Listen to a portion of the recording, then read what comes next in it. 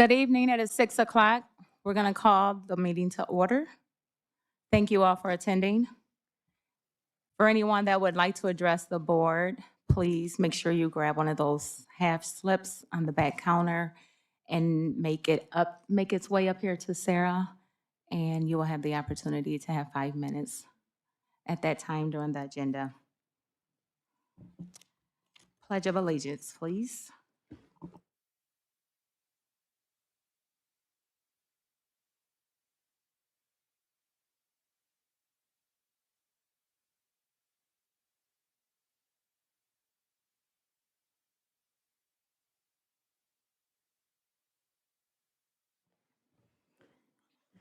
Thank you. Sarah, will you conduct a roll call for us, please? Ms. Hamilton, Mrs. Simonetti, here. Ms. Acton, Here. Mr. Reddy, Here. oh, shoot. Ms. Sharp, sorry. Mr. Dobies, Ms. Hunt. Present. Thank you. It's her first meeting or something. Agenda item number 4, approval of the agenda. Move approval of the agenda as presented. Thank you. We have a motion to approve and support. Any deliberation? Hearing none, all those in favor? Aye. Any opposed? Motion carries to approve the agenda. Agenda item number 5, Superintendent's report. Jeff? So I'm going to ask Mr. Beer, our district counsel, to come up and he'll share. While he's coming up, I just want to give an update real quick. We approved our bond proposal for November of 2025, and I will kind of give everybody an update on that one. Marcus and I sat down last week with Triangle and TMP, and we've actually been working for a couple weeks now to structure the bonds so that we know which projects are going kind of in which order, if you will. And so that has been done, and it's a necessary step as we prepare the Treasury app, which will be the next piece to go in. And we will have that Treasury app in, I'm going to say no later than what do you got? 9th? We're going to have the Treasury app in on June 9th. Thank you very much, Marcus. And then we will need a special board meeting in the month of July to approve ballot language. And some of that just has to do with the timing of when we get our ballot language on the agenda. So if you might want to, before you all leave, at least put your heads together and have a conversation about what might be a good day. I know it's July, everybody, but try to find a good day for a short meeting at the very least to talk about the ballot language that will accompany this. And lawyers will write it, so it's not like you got to come in here and try to draft it yourself. Somebody's going to put it together for you. So would it be any easier if we just email Sarah our unavailabilities? Probably. Should kind of coordinate that. If she put out a calendar, she can get an email kind of going just to get an idea. And that way she can say, well, these are the dates people are available. If that's good with everybody? That works. Thank you. All right.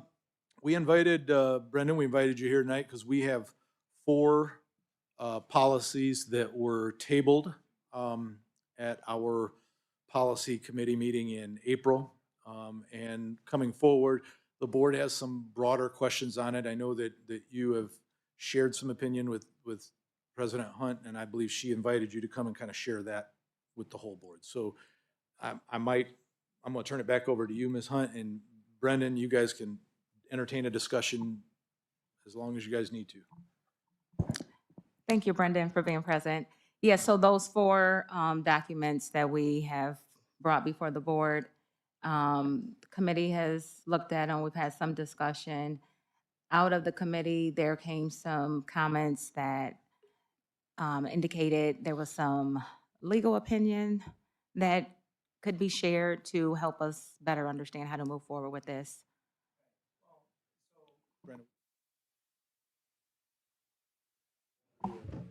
Better? Okay. Yes. So I reviewed all of the policies, including the one you sent me this afternoon. So I've been through them. I will tell you, I'm happy to write a legal opinion, a written legal opinion on any of the prospective policies you'd like me to do that on, but just reviewing them, there are concerns that I have that I want the board to be aware of with respect to each of the 4 policies. So it's probably easiest if we just pick one and I start with it. And so does anybody have any opinion, or do you just want me to move through them in this, what order they are in my stack? Just All go- right, and yeah, I go don't know through. what the order is, but, okay, first one is related to therapy dogs at JPS. And I want to preface, my comments to all of these prospective policies. One's actually a resolution, but the policies, by stating that, from my perspective as a lawyer, not as a person, but as a lawyer, the way that I see policy development is that the board should be passing and considering policies necessary to ensure that if those policies are followed and those policies are complied with, that the district will run and it will run in such a way that it is in compliance with state and federal law. That did not happen for a period here. There was a period before we had Neola policy involvement at the district where the district had a long-standing set of policies that it had written over the course of time, that it maintained and just periodically had updated by legal counsel. Very early on in my time representing the board, which is along the lines of exactly when Jeff came here, I was asked to undertake a review. Many of the district's policies had, through time and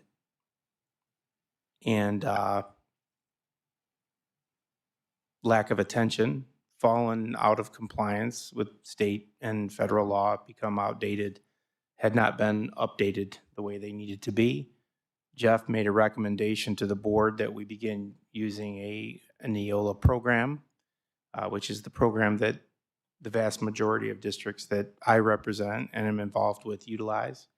And those policies are drafted by them, reviewed by council to ensure that the policies are in compliance with state and federal law, and that the district has the policies they need to have to stay in compliance with state and federal law.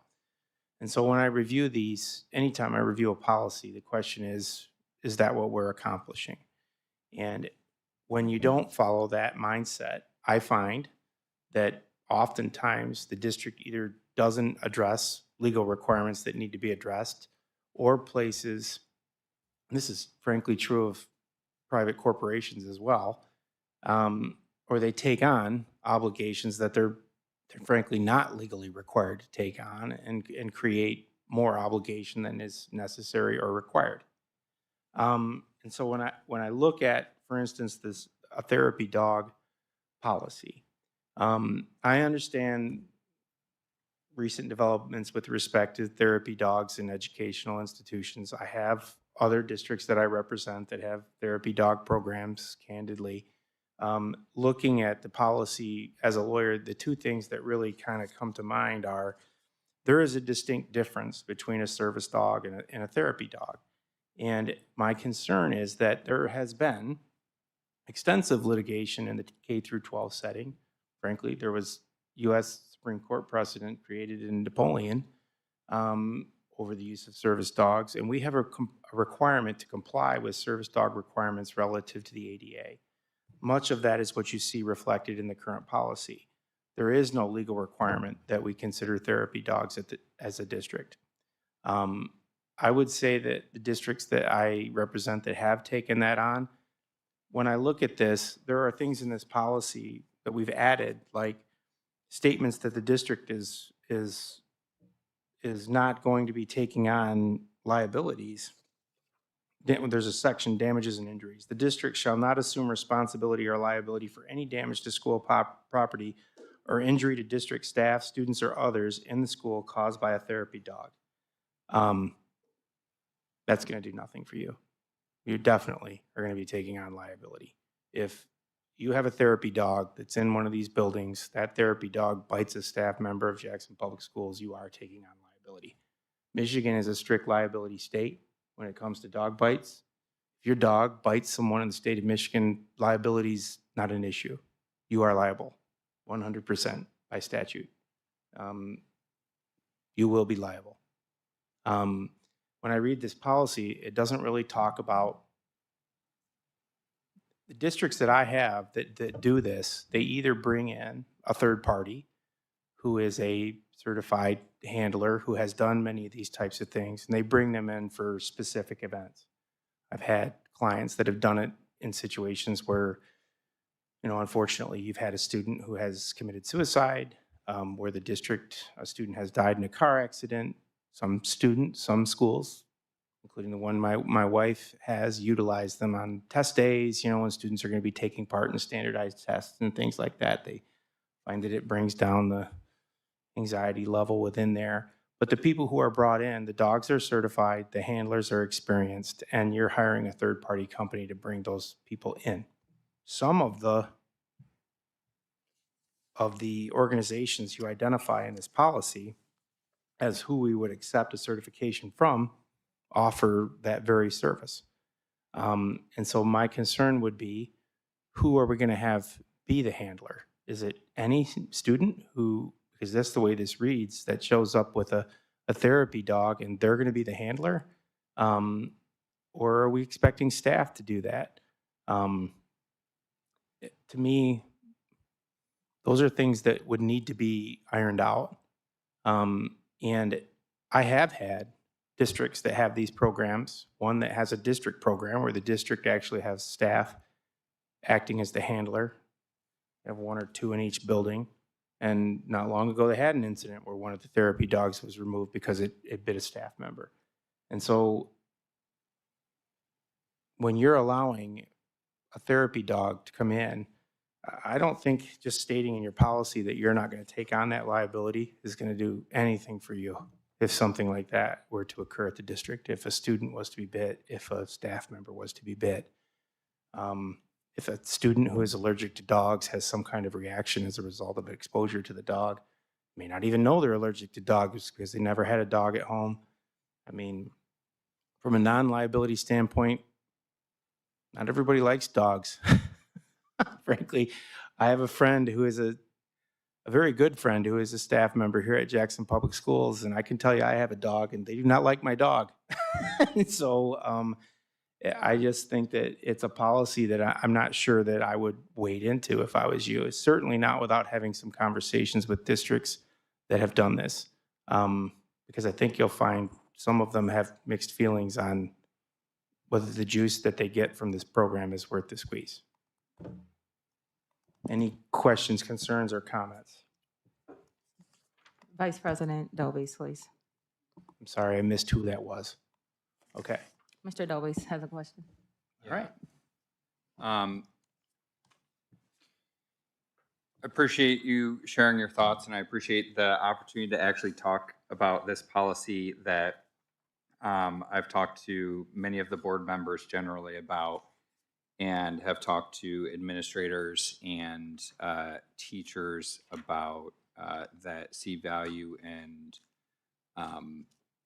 value in this policy and value in therapy dogs.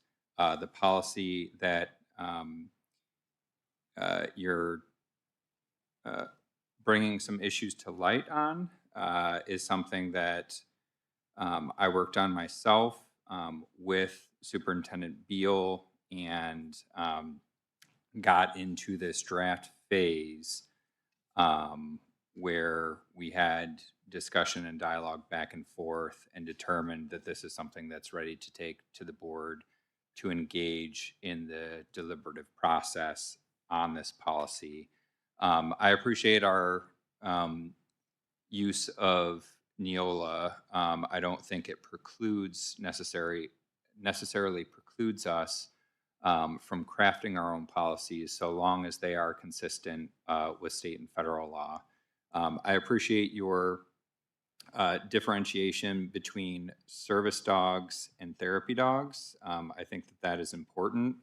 That has been the subject of some confusion in our casual conversations on the board and in the community, that service dogs, and I talked to Superintendent Beal about this earlier today as well, that we will allow service dogs on property, on school property consistent with the ADA, and that therapy dogs, I think the intent of this, after more discussion from first putting this in front of the board months ago, and now having the opportunity to actually discuss it, is for these to be not dogs that are brought in by the students or by just any faculty, but the program being similar to what you see in other schools, with a therapy dog in each school that is managed by a handler. And our determination at the time was to have the rules and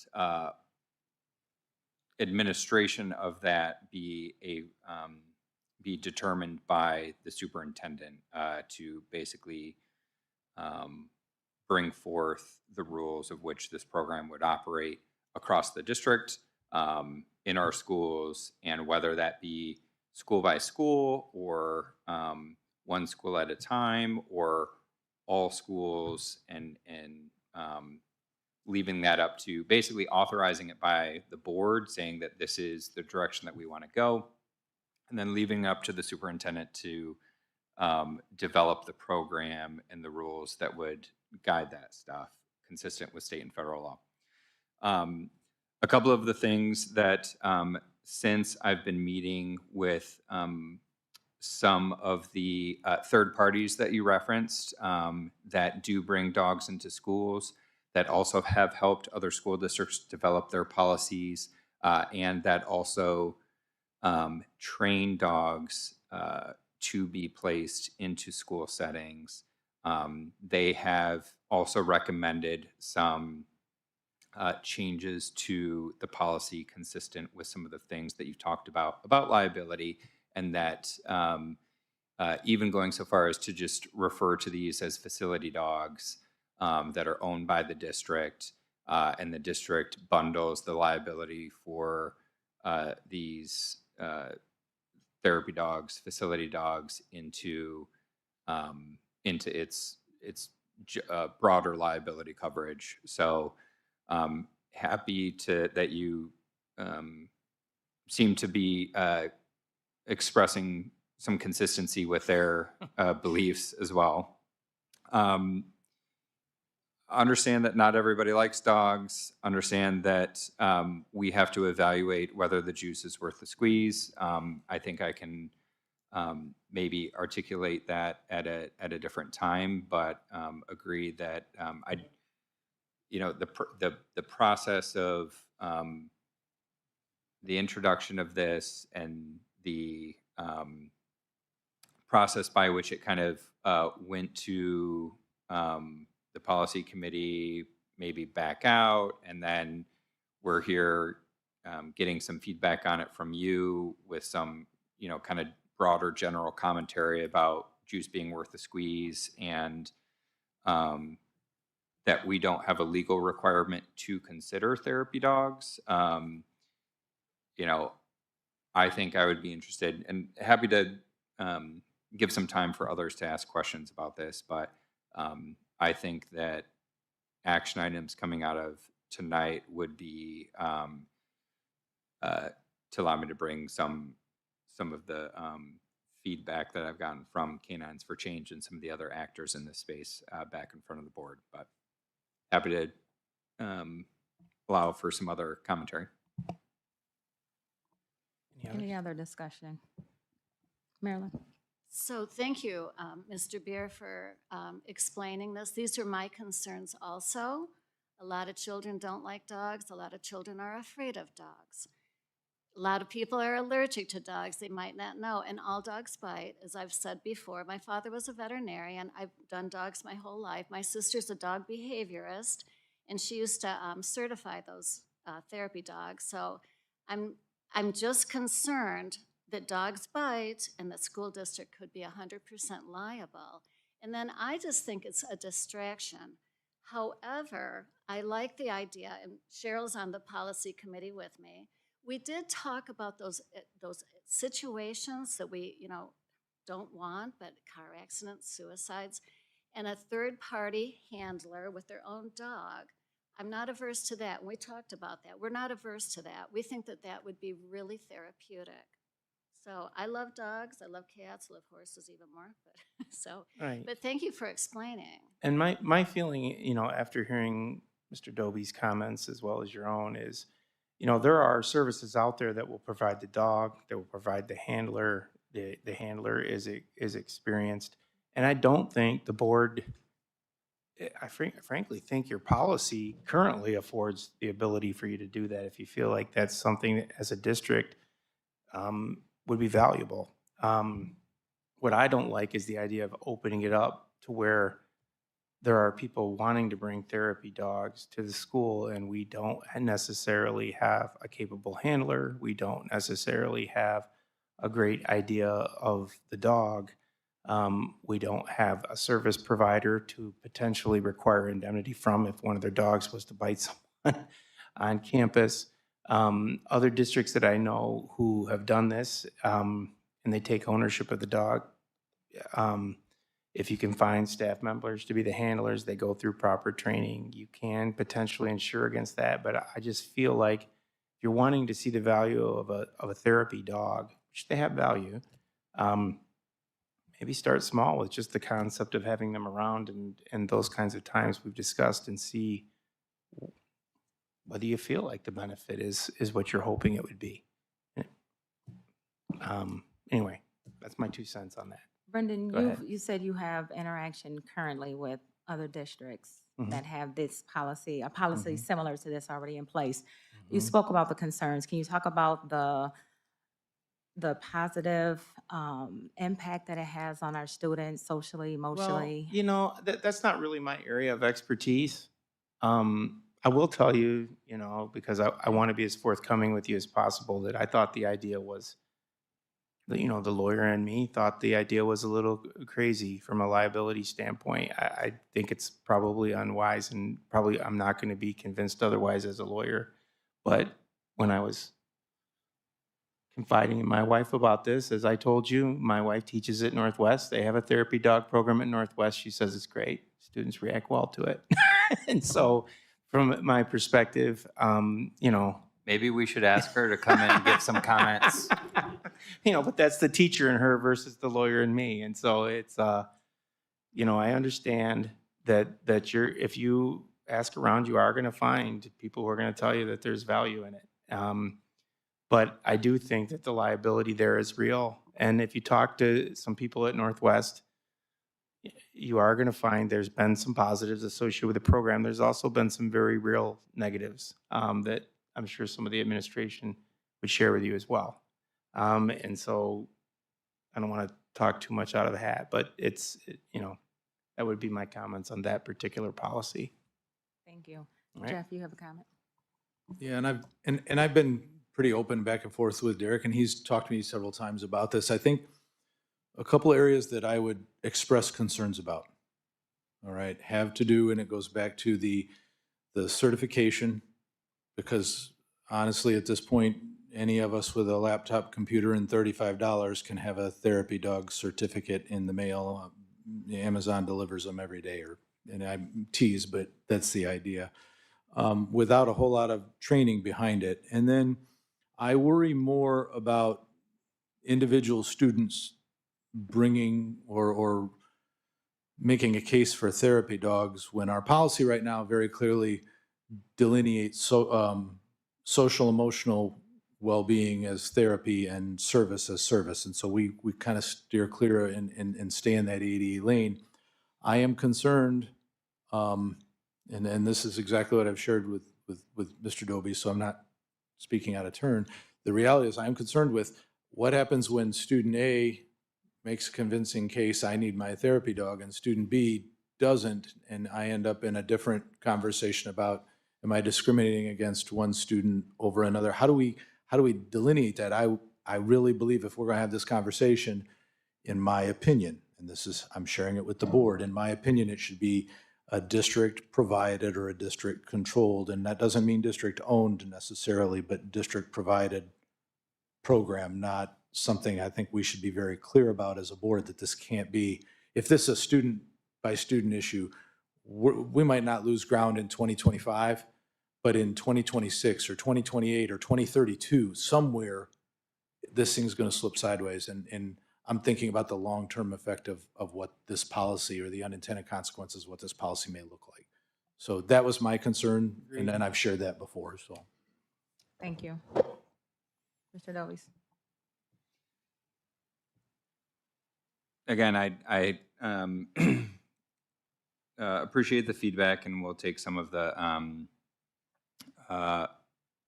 language suggestions around liability and the facility dogs into account. I think that like the intent, at least of the policy at the end, says the superintendent is responsible for the production and promulgation of administrative guidelines to carry out the board's intention to have a therapy dog program across the district consistent with this policy. The administrative guidelines shall comply with all federal, state, and local laws applicable to therapy dogs. I think where I have seen this, the certification process, I mean, the dogs are not inexpensive.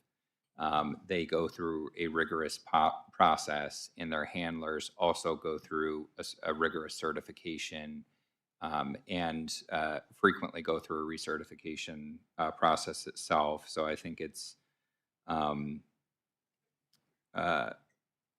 disingenuous to say that the intent of this policy is so that anyone can get a certification, or that we would be having a therapy dog process where that is therapy dog program that is synonymous with service dogs.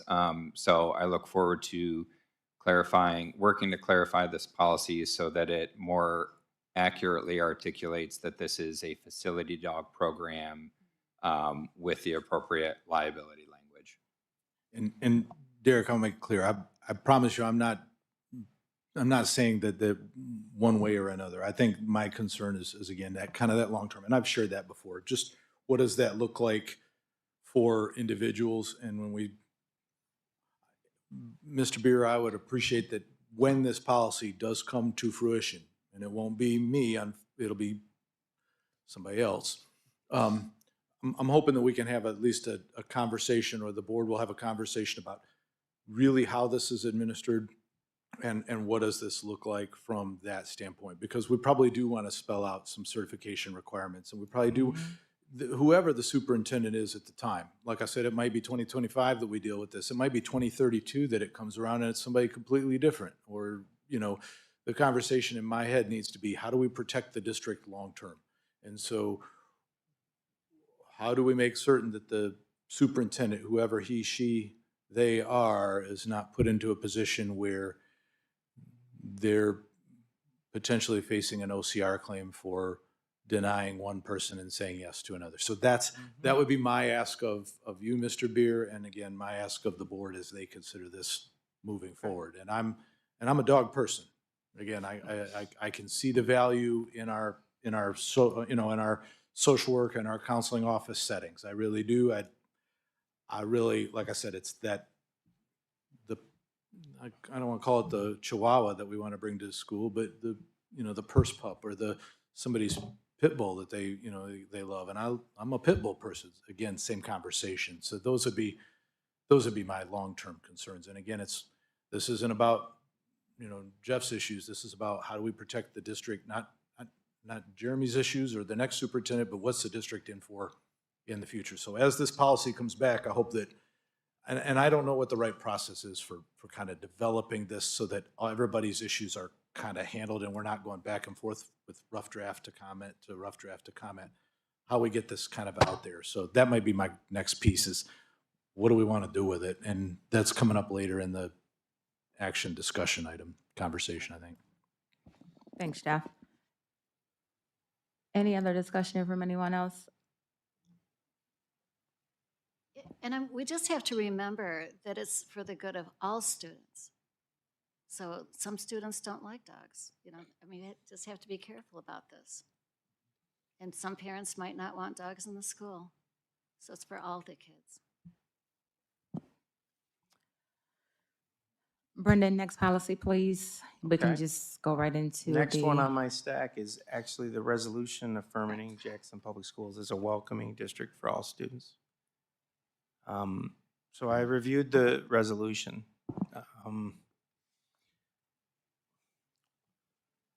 Okay, my review as a lawyer, for starters, that there is no such thing as a welcoming district.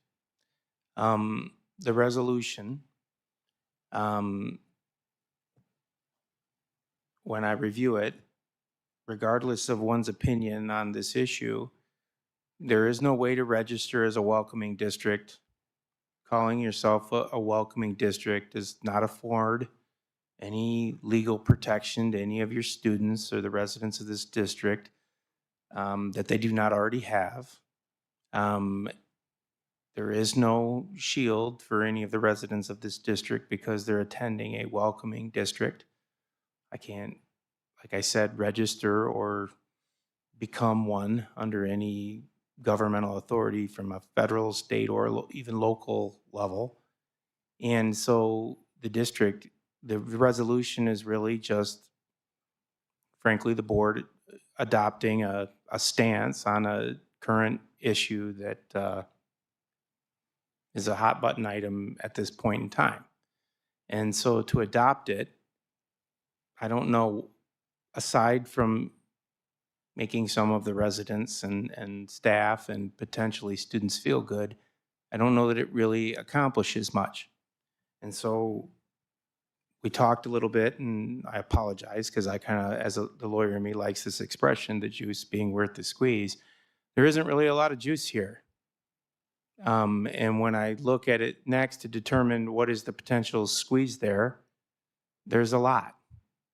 For instance, you know, first of all, you have a resolution, and I shared this with Shalonda, that whether we like to admit it or not, probably doesn't have the support of at least some of your staff, or at least some of the residents living within this district and sending students to your schools.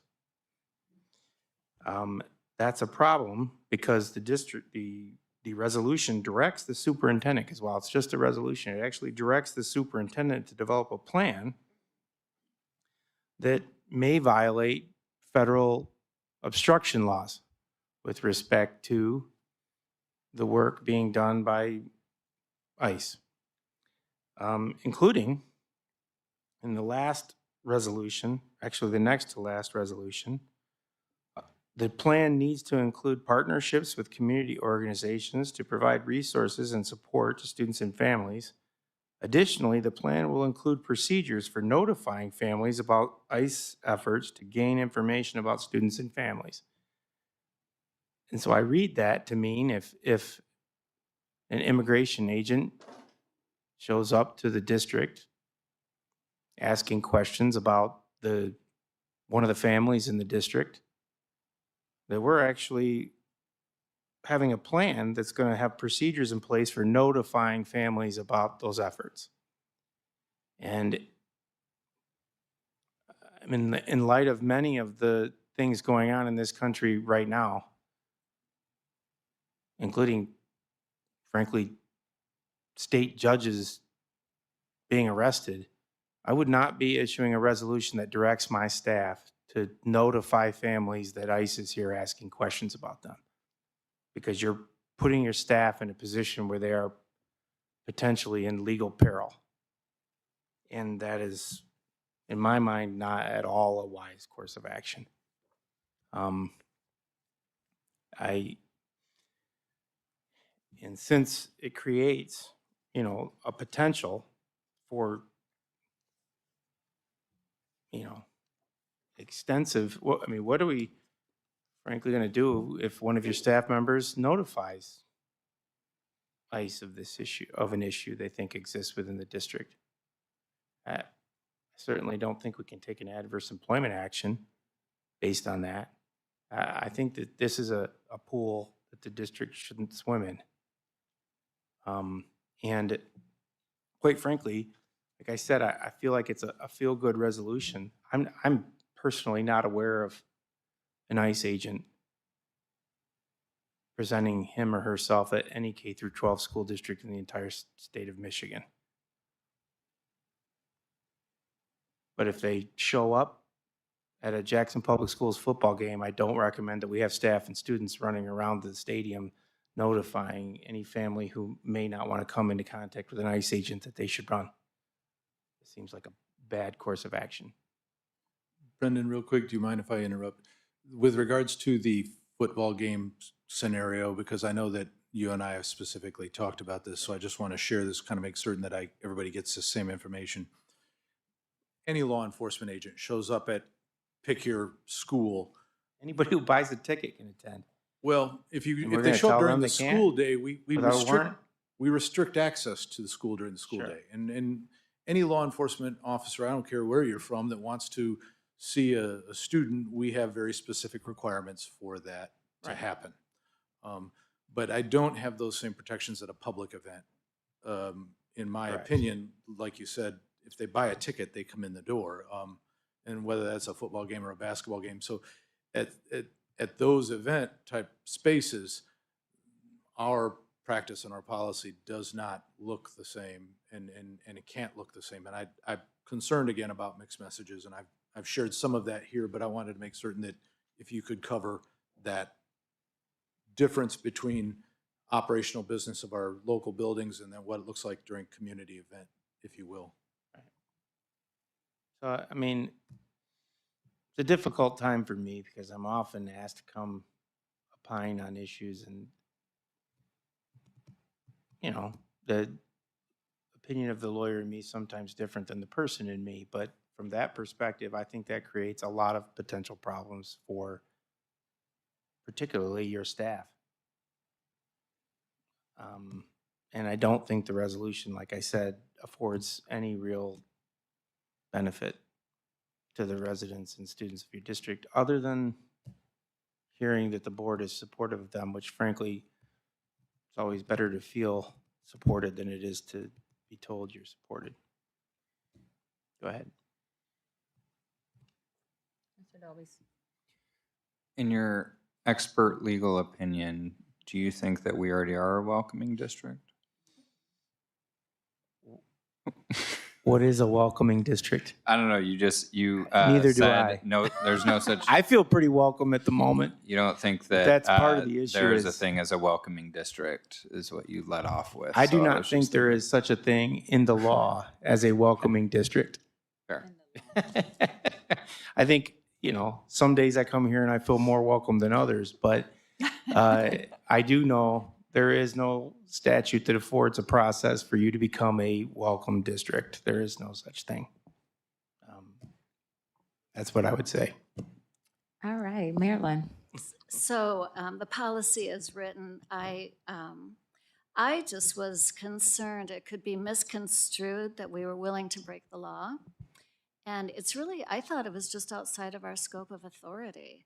So as written, I just, there were just a lot of things that I disagreed with and I thought that were wrong and that we really couldn't comply with, that we would have to put these, all of that in everyone's language that they spoke at home, and my goodness. And we really do have things in place. We have emergency operating procedures that all the teachers and staff know about. And so there's a lot of protections already baked into the cake in our system. So thank you for coming and explaining more.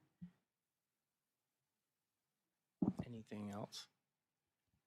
We can move to Okay. the next, we can move to the next one, please. All right. Thank you. Next is the student representative policy. So I reviewed this policy. You know, I think it's the intent of the policy is solid. I mean, I think that there is a movement to providing a larger voice to student populations, both K through 12 and and I have a couple of colleges and universities that I represent. The differences in how you do it. What I don't particularly care for about this policy is there are a number of bylaws that exist within the board, again, to ensure compliance. And there are statutes that discuss what is required to be a member of the Board of Education. Some of those policies are there. They have things like, to be a member of the Jackson Public Schools Board of Education, you have to be a registered voter within the district. The student may or most likely may not be. In order to be a member of the Board of Education of Jackson Public Schools, you have to be elected to the board by the residents of the district. This student would not be. And so thirdly, there is nothing in the revised school code or in your own bylaws that contemplates the existence of a non-voting member of the Board of Education. And so, again, I think we're through bylaws creating something that doesn't have weight within the law. And having said all that, I don't like the idea of the student representative being a non-voting member of the board and having a seat at the table, because what we've really done is we've afforded a member of this community that has a voice, a larger seat at the table than what other non-elected members and stakeholders in this community have. And so I think that concept is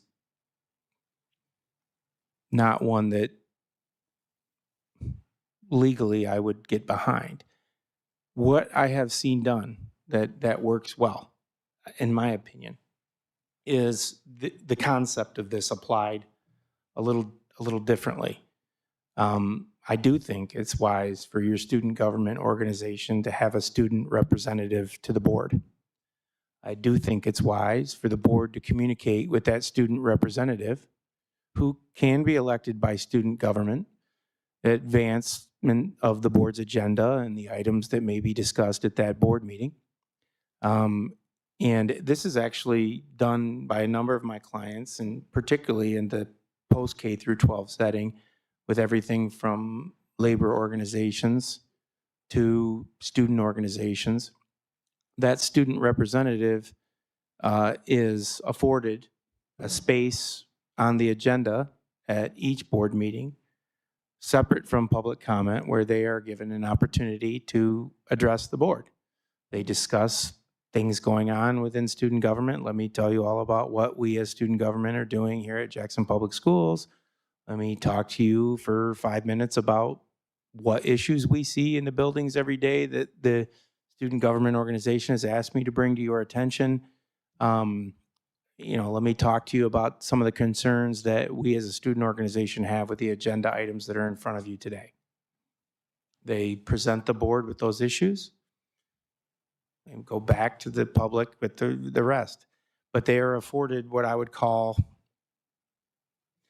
more than a public comment, but they are not members of the board, non-voting members of the board. They're not offered the opportunity to comment on board-related issues at the table the way board members are, but their voices are seen, their voices are heard, they're in the agenda, so they're treated with a level of importance that every board meeting, the board would like to hear from those individuals.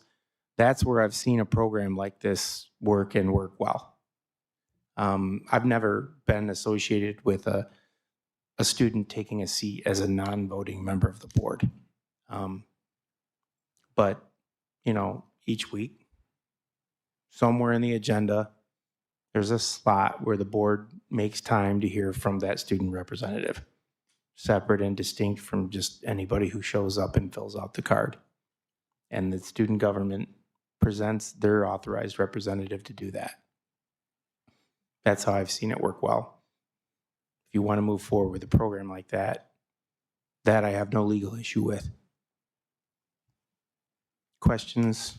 Anything like that? So just out of curiosity, in your experience, do you see this as a back and forth conversation, different than citizens requesting to address the Yes, board? because in a public comment setting, the board is generally directed not to engage in the public comment section. This is different. I mean, in my mind, this is the board creating an agenda item and allocating 5 minutes at each board meeting to hear and speak to a representative of the student government about whatever issues it is they bring forward.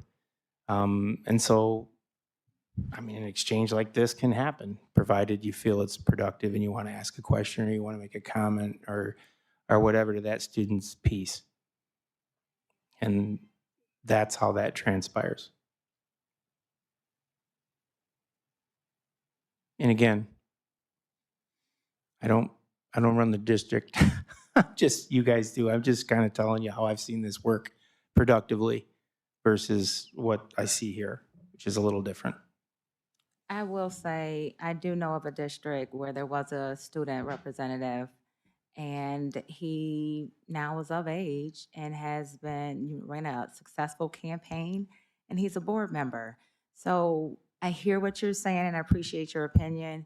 I do find value in youth voice. I do, and I think, allowing them the opportunity to talk early and to be immersed in the dynamics, even without having a vote, there's value in that. That's my opinion. Hey, that's all mine is an opinion. I just, So, Brendan, thanks Go for ahead. sharing. I was a student rep at Michigan State University back in 2002. I got elected, and what you just said is the right way to do it. That, of course, I got elected by everybody, all the students in the campus, not just the student body. But what you suggested from the student government, elected by the student, whoever is a committee member, and then let them come up here and discuss. I think that's the right way to do it. I strongly believe that's the only way to do it when it comes to legalities. I think that's a great idea. We would have to flesh out like what that selection criteria looks like.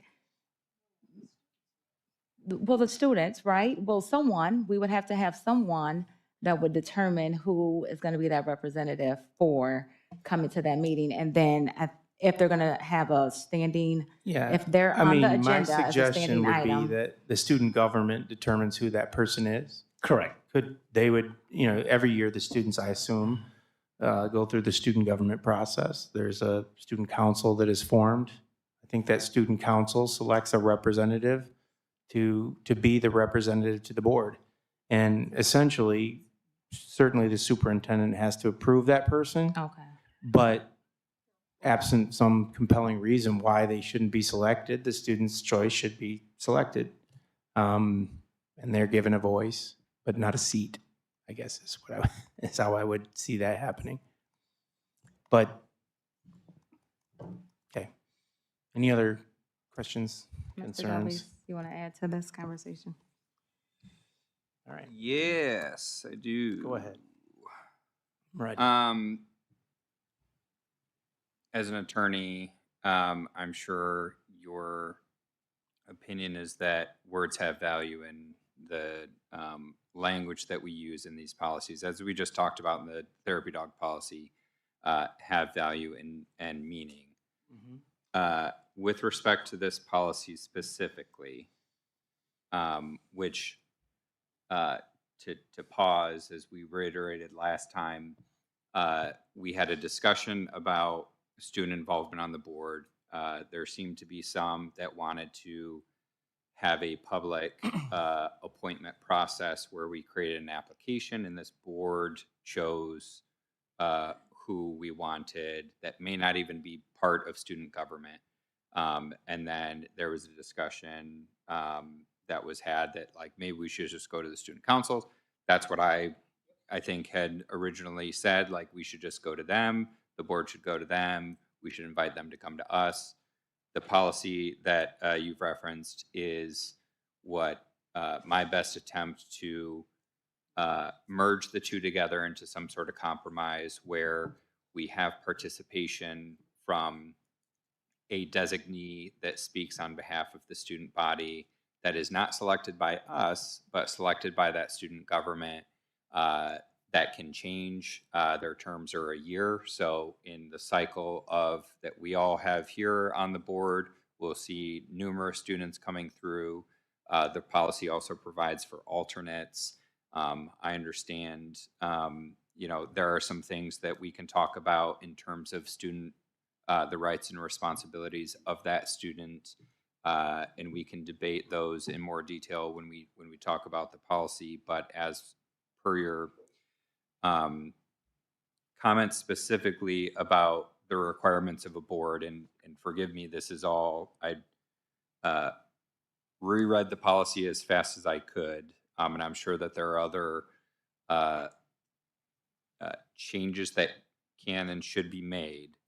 But in terms of your specific comments about a non-voting member as a student being a actual member of the board and not meeting the qualifications of residency of registering to vote, if the selection in term, clause 1, the Jackson High School student government, it says Jackson High School student government shall select a student representative to serve on the Jackson Public Schools Board of Education. If on is changed to with, does that matter? Does that link? No. Does that satisfy? Because No, to because serve I with still us, 'cause think they- it talks about, I don't think they're all of serving these- with, nor do I think that, I think there's the ability of the board to provide the student body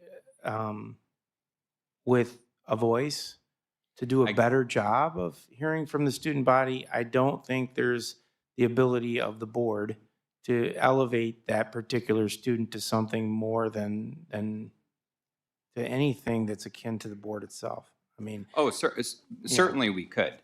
Certainly we could elevate a student and ask them to go sit over there and report to us. But your specific initial concern was that we would be inserting them as a member of the Board of Education, right? well, so let me. So if we just say we want someone to serve with us, how would that be any different Whether than they saying, serve well, on the board or with you, I mean, let me give you an example. Let's say that they're going to serve with you. Yeah. You set up a little bit longer table They and can you sit over provide them there, with a wherever, seat yeah. down here next to Ms. Eversole, and an issue comes before the board, whatever that issue might be. The board is deliberating on that issue, and that individual is not going to get to vote, but they get to sit there as a member of the community during the board meeting and participate with the board in the discussion of that issue, and potentially have the opportunity to impact the outcome of that vote on that particular issue. You have elevated someone who's not a voting member of this district, who is not elected to this district, and you've afforded them a seat and a voice that other members of the community do not have. is And that so- is that a legal issue or like a political issue? In my mind, to some extent, it's a legal issue. Nobody else in the community gets the opportunity to participate in the board's deliberation, And also, is it part of, and other than board members. And And also- so, from my perspective, there is nothing in the law that affords for non-voting membership or the like. And so, from a lawyer's perspective, I see that as a potential pitfall, regardless of whether they're up there with you, If- on the board, as a non-voting member, or what they are. You've brought them forward and afforded them a seat that the law does not provide for. Well, the law, in a similar sense, if I wanted to create a principal policy and I wanted to create a row of tables and have all of our principals sit here so that we can gather their input, would you have the similar concerns that the principals or a representative of the principals, we would be unduly elevating a member of the community and a member of the educational ecosystem in a spot like that? I mean, and there's no legal, Let like, me, I mean, my way I would see that working. Let's say you were going to develop a policy and we were interested in hearing. but legally, there's from- no, but legally, there's no statute that says that we can do that. No, Because, okay. but this is But how that's that what would you're work. saying about the students. Yeah, there's no Yeah. students that says you can elevate a student to that position either. I mean, So let it me would give you be this a- real would it- world example of what you're talking about. Yeah. Let's assume you were going to develop such a policy. And you said, I'm curious to hear from the Jackson Public Schools Administrators Association about what they think about this potential policy. And so the Administrators Association decides, we're going to send a representative to the board to talk to them about this policy. The way you would do it is the way we're doing it right now. You would stick that Administrators Association representative on the agenda. Mhm. You would say, we're going to have this discussion during the meeting with a representative of the Administrators Association. You would sit at this table. Yeah. You would afford them the opportunity to communicate with the board, just like I am right now. Field questions, answer questions, express their opinion. They wouldn't sit up there. Right. And they wouldn't have a comment on the outcome of your vote on that policy. Just the opportunity to express their thoughts and their opinions and to answer questions about the policy. So with this policy, you're saying that you're more comfortable with, instead of a student sitting there or there, that this same policy and the solicitation of the feedback from a student and or principal, if we had a similar policy or principal, that they should sit there and give that feedback, Yes. and that would be appropriate. So- Right, and I don't even think you need a policy for that. I mean, frankly, the superintendent and the board control the agenda. If you'd like to set time to hear from a student representative, you just put it So in we the could just agenda. have that as a standing agenda. Right. I Okay. don't guess think the I'm just- board I'm needs a just policy to kinda that con- extent. If we can do that and we can set time on the agenda then for commentary from a student, and let's say that we give that student some of the responsibilities for reporting that's outlined in this policy, then purely, and they can have that time on the agenda, similar to, let's say, the superintendent's report, or previously when we had reports from all of the other administrators over here, Yes. then it purely becomes a legal concern of yours of where they're seated in the room. Not where they're seated. I don't care if they're seated over there or they're seated here. It's that they're not a member. We're not calling them a member of the board, voting or otherwise. Right. They're So- just afforded an opportunity to be heard. In my mind, that is not a legal issue. What you're describing when you have this policy where you're elevating someone to be a non-voting member of the board, you're offering them time to speak during board deliberations, which it talks about here. Mhm. They're attending other events for board, including, I see them, you talking about them attending policy meetings of the board. In my mind, that's a mistake. That's a time for board members to frankly deliberate on specific issues, and they can attend like any member of the public does when you make that public, but to elevate them to a point where the voice is larger than you're affording to other people, I think is a potential problem. And so I hear that. Legally, do you believe that there are language changes within this policy that we can make to satisfy, and we don't have to do it tonight, but to satisfy the intent of this policy to have student representation, and to make that individual through the selection process a contributor, collaborator with the board, whatever language we see fit, and that makes legal sense, but not to be necessarily a member of the board? I guess it depends on what you think that looks like. Well, I think it should look like this, but If you're saying that legally, we shouldn't have a non-voting member and it should be, we should change that language, then I think legally I would look to you. And maybe we can work outside of this meeting to figure out what those language changes should be to refine the policy then, right? Yeah, I mean, yes, I'm happy to look at it again. My concerns are, there's a process and certain requirements you're required to meet to have a voice as a board member that these students are not going to meet.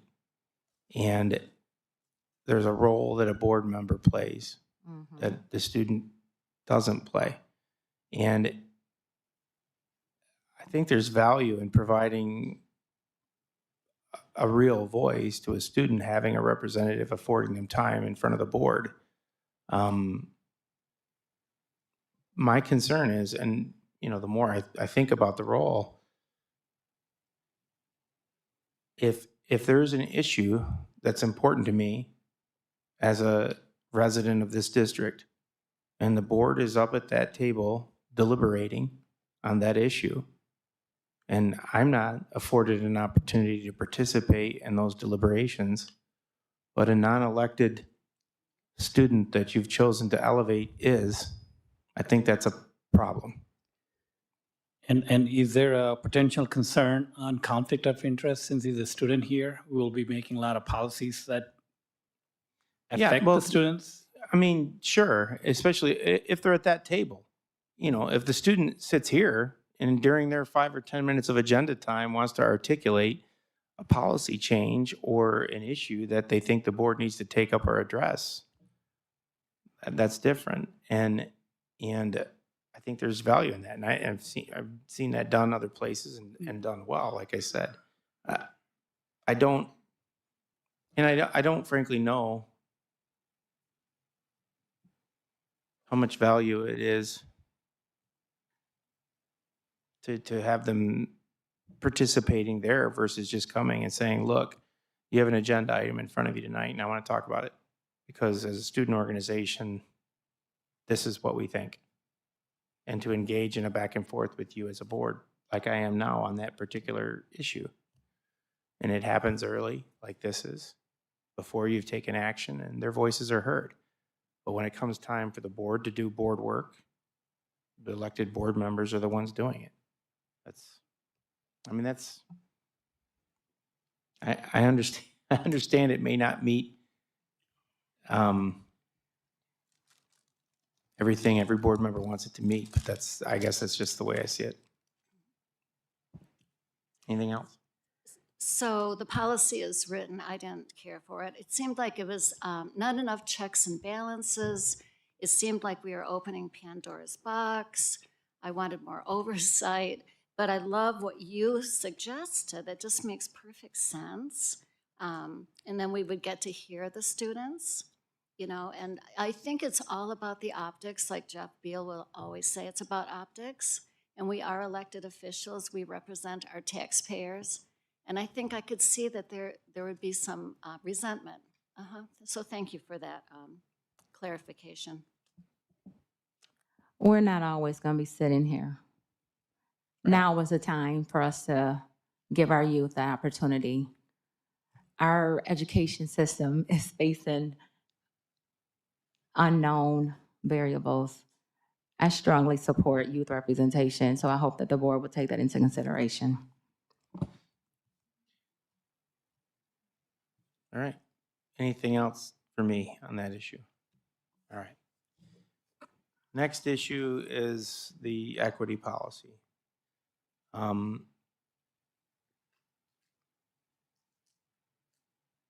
My legal opinion on the equity policy is that you have an executive order that has been entered by the presidential administration, specifically President Trump, that directs federal government and those receiving federal funds to eliminate diversity, equity, and inclusion programming.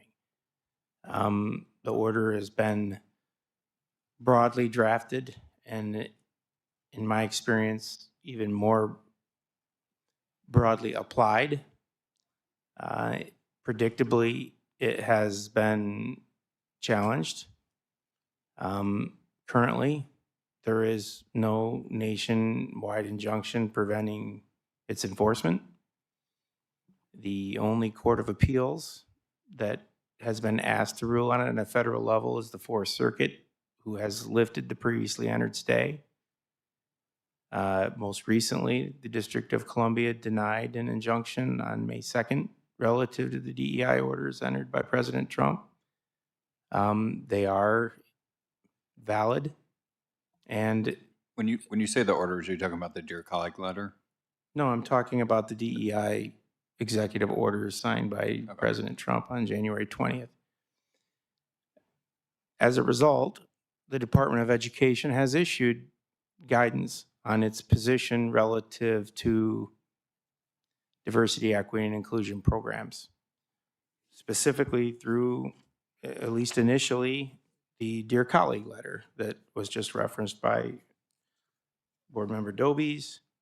In that Dear Colleague letter, the Department of Education takes the position that diversity, equity, and inclusion programs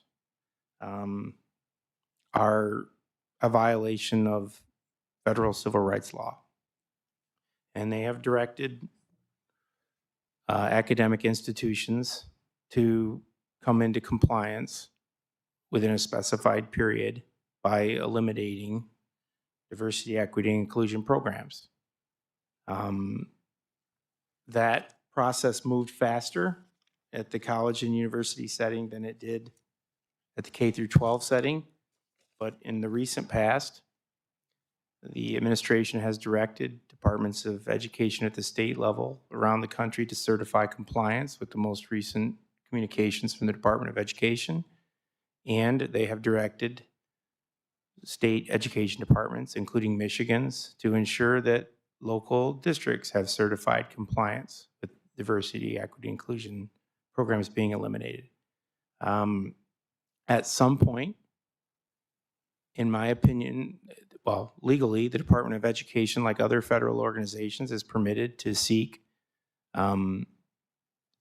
certification of compliance with federal law as a condition of receiving federal funds. They have done that here. During that directive, that where we were asked to seek compliance, there is reference to the False Claims Act, where they essentially threaten that in the event they receive a certification from someone that is false and that the district or the organization is not in compliance with federal civil rights law as the Department of Education interprets it, that you subject yourself to potential liability under the Federal False Claims Act, which carries with it extensive civil penalties. The Department of Education, and I shared this with Board Member Hunt, has created a portal called the End DEI portal within the Department of Education, where you can log on to the Department of Education's website and report institutions that you believe are not in compliance. When I review the policy that we currently have in place, which was adopted by the board in October of 2024, it is a policy that I do not believe is in compliance with the executive order or the directives issued by the Department of Education. I do not believe that anyone on behalf of this district could submit a certification if required to do so to the Department of Education without subjecting themselves to potential problems. There's some things in the policy, obviously it's a diversity, equity, and inclusion policy, but there are some things in the policy that I've had specific interaction with, such as letter G, where the district is going to provide and requires staff participation in diversity, equity, and inclusion training. That is specifically articulated as something we cannot do without falling out of compliance. I think that you run the risk of potential discrimination complaints filed with the Department of Education if we require our staff to participate in such programming. I have represented colleges and university programs where we are currently defending complaints at the Department of Education surrounding our requirements that college-level students participate in diversity, equity, and inclusion programming within our academic curriculum.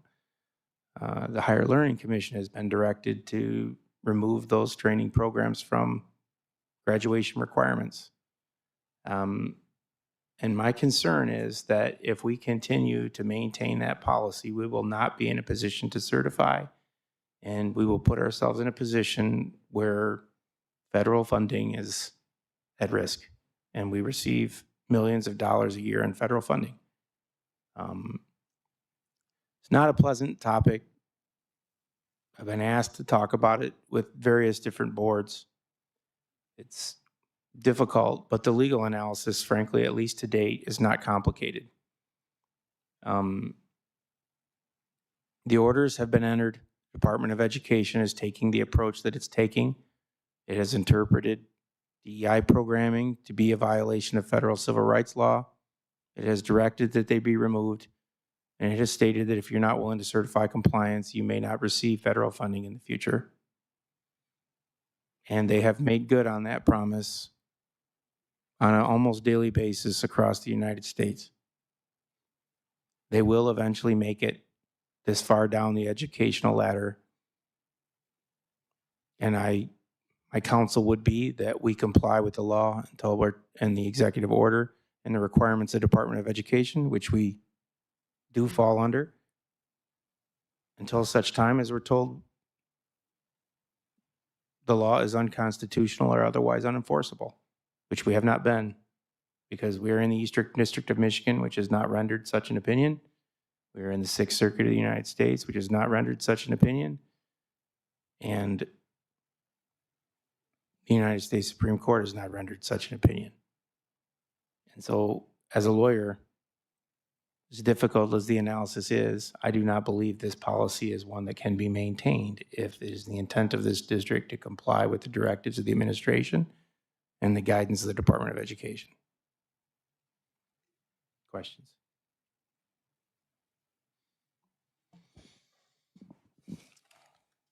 Trustee Dobies.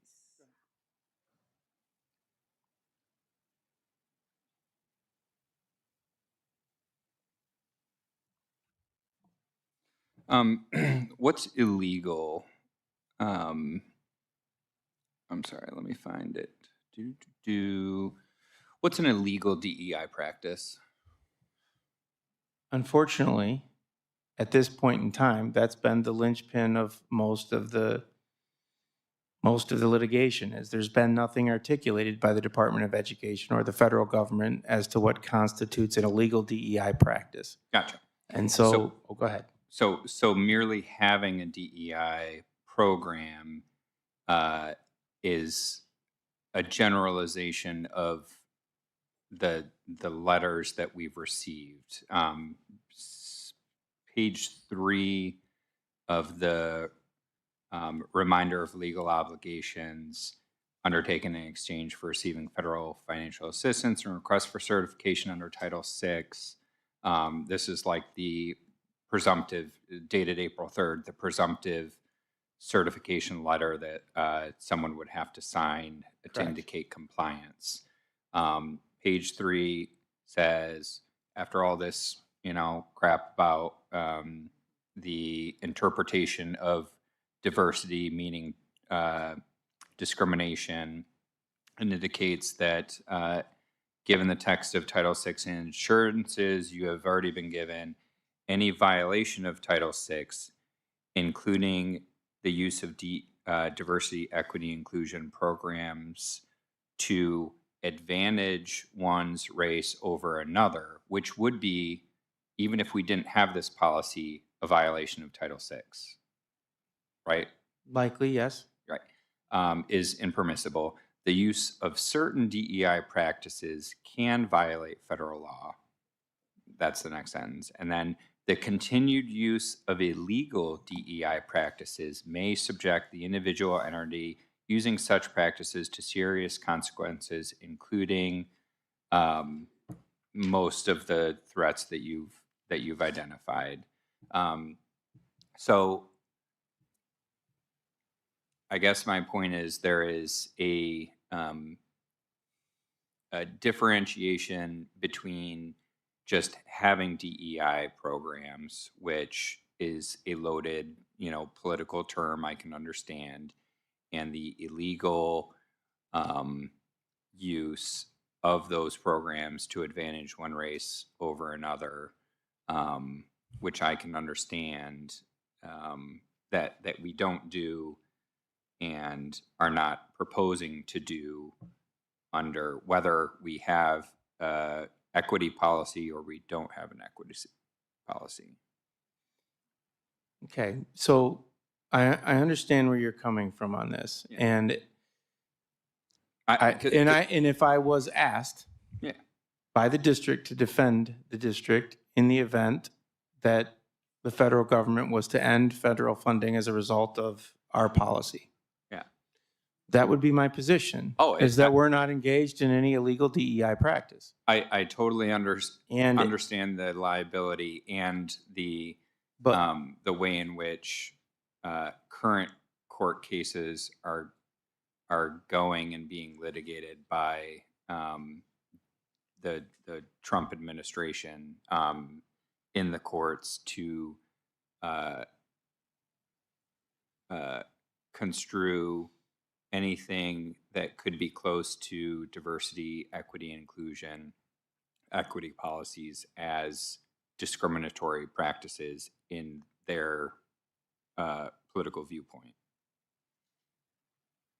And the I think that the calculation is one on timing and 2 on funding as well. and so because there's not directives, what I can do is attempt to review items that the Department of Education say are specific problems, items that are specifically called out within the executive order.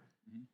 And when I look at your policy, you look at A, the district shall review practices, procedures, and programs to ensure they are unbiased and non-discriminatory. The district shall use all available data disaggregated by race, ethnicity, language, ability, gender identity, gender expression, sexual orientation, socioeconomic background, and mobility to inform district decision-making. That use of such data has been specifically articulated as something that is in violation of the executive order and the directives of the Department of Education. Looking farther down, and I'm not saying they're right, but that is the position that the Department of Education and the federal government has taken to date. To use that data in your decision-making process, they've articulated is a violation.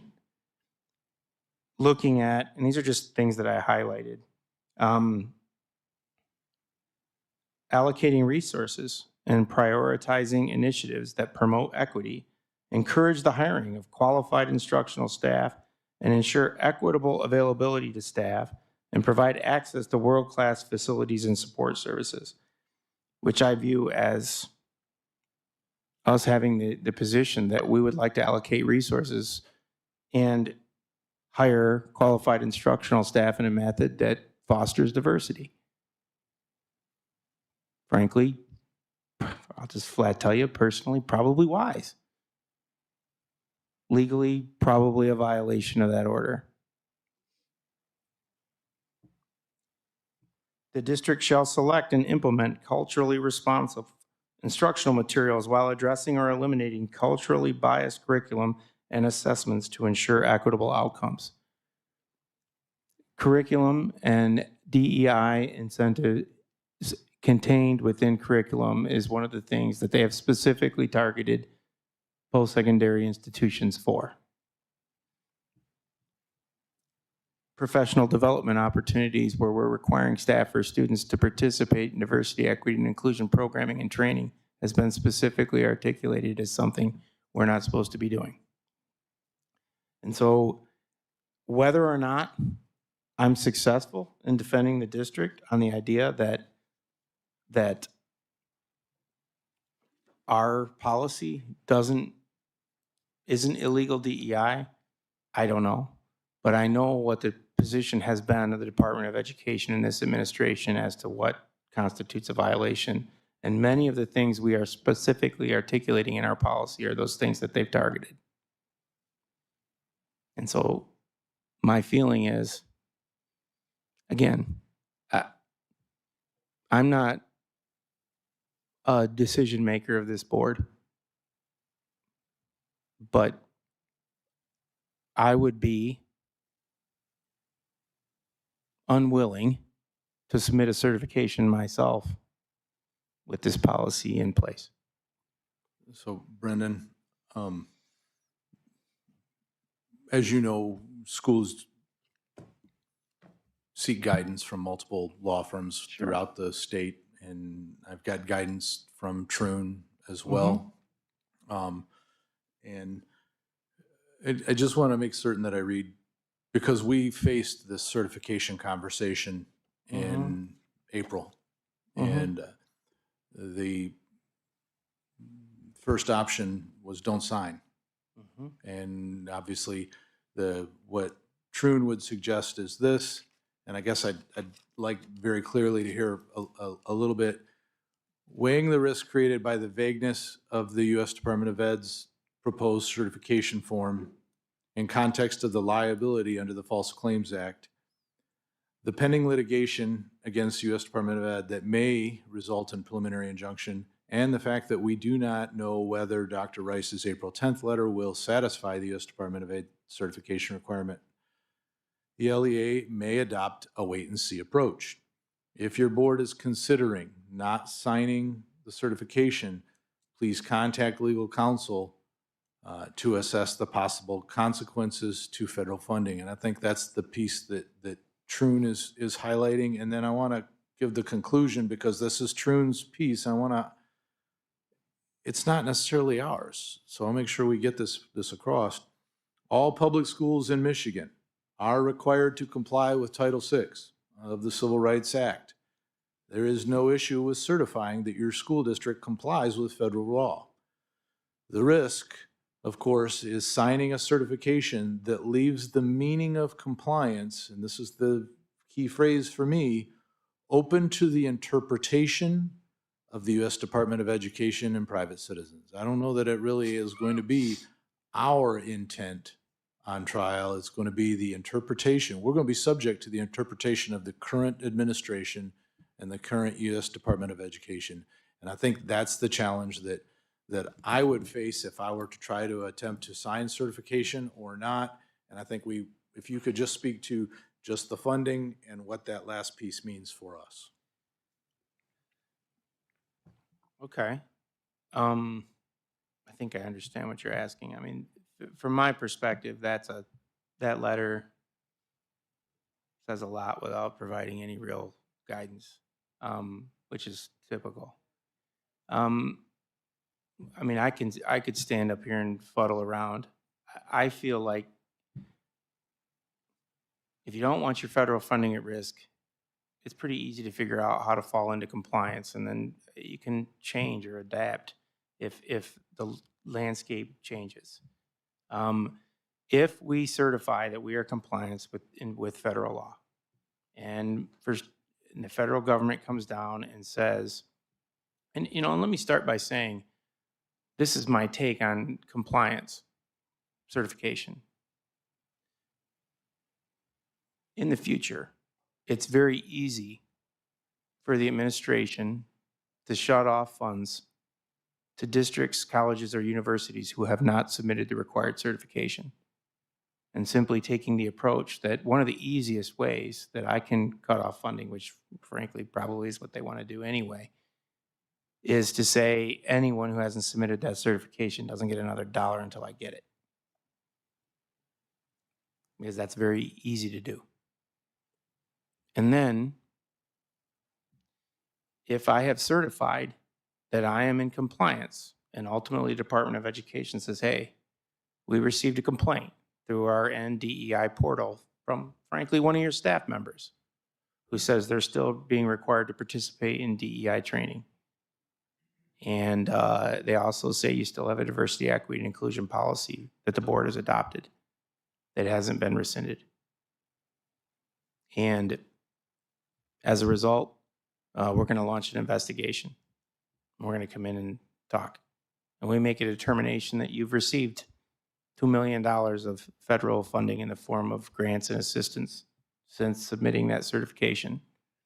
The False Claim Act subjects whoever submitted that certification, if the Department of Education or the federal government is ultimately successful in determining or proving that you have engaged in that behavior, to treble damages plus attorney fees civilly. And the Department of Justice would be the person pursuing it at the direction of the administration. It's a huge potential for liability for whoever it is that certifies that on behalf of the district. And maybe, because to me, it would be the district that would be subjected to it, but potentially even the individual, because you've individually made that certification. I think there's a lot of liability being taken on by the person who signs that certification.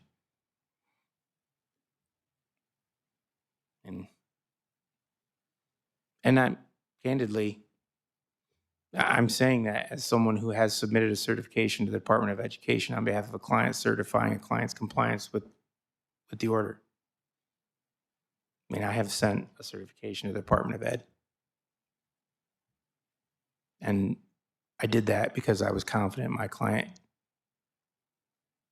had engaged in efforts to ensure compliance.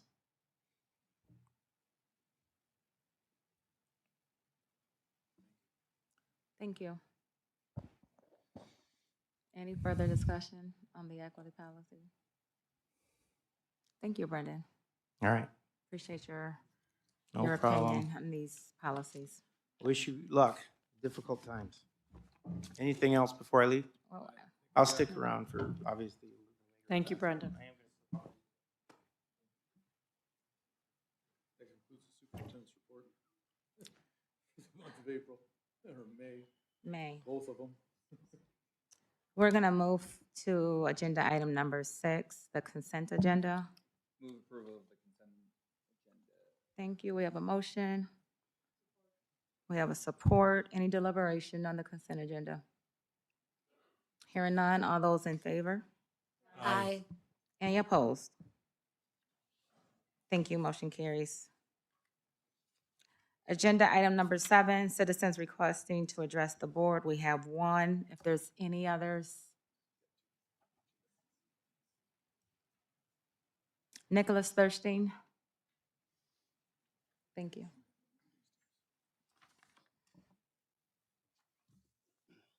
Good evening. My name is Nicholas Thurston. I live here in Jackson, Michigan. I'm a JPS and Jackson College alumni, one of the co-founders of the Jackson College Student Government Association. I wanted to talk a bit about some of the policies that you guys have considered in the past and are currently weighing on.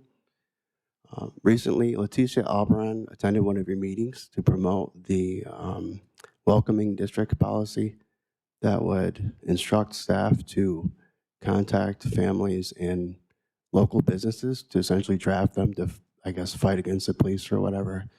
Well, at least Leticia Albaran, she introduced herself as a nonprofit organization director or developer, but she was also the city of Jackson's DEI administrative assistant and is on the Jackson's DEI Racial Equity Commission board alongside Keisha Hamilton. That's where that policy comes from. If you look at the city of Jackson's DEI department Racial Equity Commission board agenda, JPS schools is targeted and part of their agenda. So that is a DEI policy. It is illegal. It's just plain wrong. And you could put your students in harm's way and not be fully informed on what decisions are being made by ICE. One of the biggest problems that's happened in the last few years, but it's been an ongoing problem for a long time, is fake families entering the U.S. with people who may be members of a cartel or gang pretending to be parents, and they have a child that does not belong to them. They apply for assistance programs. They go to food pantries, all this other sort of stuff. They get a special status as a family and public perception as a family, but it's not true. So when the DNA test is done, determines that the people are probably not married couple, and the child, whoever's child they have, whether they bought this person or somehow adopted them, maybe from other cartel members who could have become pregnant through prostitution or maybe other debts, or just kidnapped the kid, brought him to the U.S. Once those things are determined, it's somebody's job at these ICE detention centers to try to find the real family of that child and help them get back home safely. I can't imagine why people would do such a thing. It's terrible that it's happening, but it is happening in USA. Can't happen at Jackson. Could happen here at JPS. You never really know. I was friends with somebody, a close friend with somebody who was deported.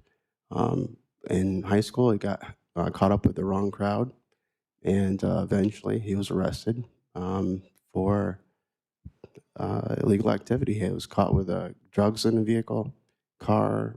He had a gun, I think, as well, and he was beating his wife on the side of the road. He was deported back to Mexico, rightfully. So the system can work, and it should work, and I don't think anybody up here should be impeding the system from working. Also, the state of Michigan banned affirmative action programs. Back in 2006, the voters voted to restrict schools, colleges, universities, public K through 12 school districts, also local units of government from forming affirmative action style policies or practices in departments. So the city of Jackson is currently in violation of the state law. Board members up here, when you do propose those things, you are also violating the state law.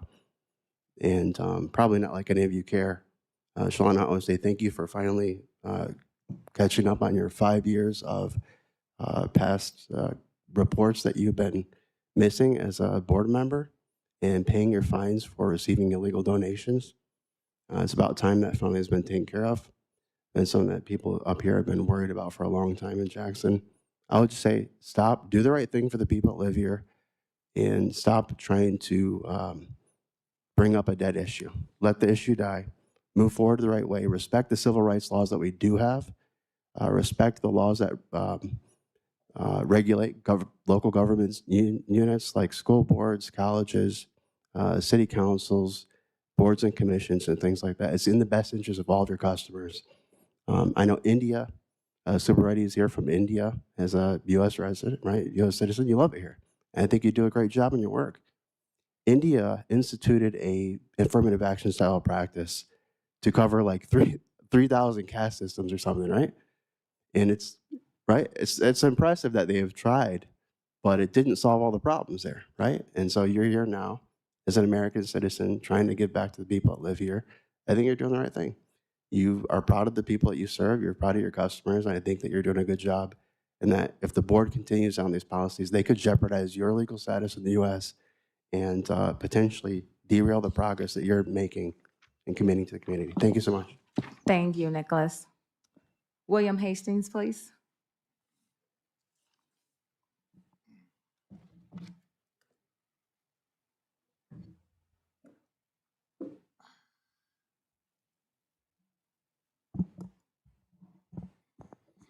Good evening, board. It was very enlightening to hear from Mr. Beer regarding all of these issues at hand. And they all are hot button issues to some degree or other. So I think he weighed in pretty clearly and unequivocally about the fundamental legality of DI programs in public education in the year 2025. I think even putting that aside, one thing I've spoken out on for some time is, well, this district has been on a self-described DEI journey since 2018. And during that time, there has been a steady decline in reading proficiency, math proficiency, college readiness. And right now there is what I would call a full-blown crisis in chronic absenteeism. We have a brand new school, Cascades, built from the ground up with money raised during the building millage from 2018 and 5 to 11-year-old kids, K through 5, and 51% of those kids are missing approximately 37 days unexcused of school every year. And I don't think some of the efforts that the district has been making have really been addressing that. I think some of these other issues kind of act as a distraction.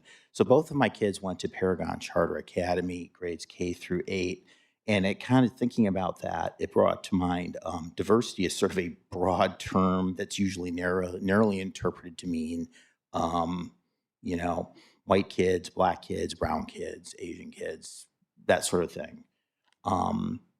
But I think attending or being a Paragon parent, there's a really, in addition to, yes, racial diversity, but there's really a broad economic diversity that was at Paragon. And I would say that, well, there were people from kind of all over the economic spectrum at Paragon. It did trend towards a lot of poor, working poor, middle class, just kind of hanging on to the middle class by the, you know, skin of their teeth. And they had tremendous success going by their proficiency scores. And they did not and do not employ DEI. So I think when we're looking at these issues that are all dogging us in public education and concerns about outcomes and that kind of thing, there's always a way forward. So usually when you talk about the state of Mississippi and public policy, it's sort of as a punchline to a joke. It's the most backwards. It has the worst schools. It is the worst this and the worst that. Well, I don't know if you guys have been paying attention, but 2 states that have been in the news a great deal lately in the last few years in the education world and public education are Louisiana and Mississippi. And both of these schools have, at the state level, have dedicated themselves to doing intensive intervention for early education, especially for reading, and especially, as I'm sure all you guys know, and most people coming to board meetings know, that being proficient, reading proficient at grade 3 is extremely important and extremely predictive of future outcomes. And if you look at Mississippi, they went, remember, it's a punchline, it's a bad joke, it's an embarrassment of the country and so forth. They went from the 49th, the second to worst school system in the United States of America. They went from 49th to 20th. 49th to 20th in a matter of a few years. And Louisiana, which is also, you know, not looked upon as being a trailblazer in education, they've also made great strides in doing it. So there is a way forward. There's opportunities everywhere. There's exciting things being done in education everywhere. So thank you, Mr. Beer, and thanks, board.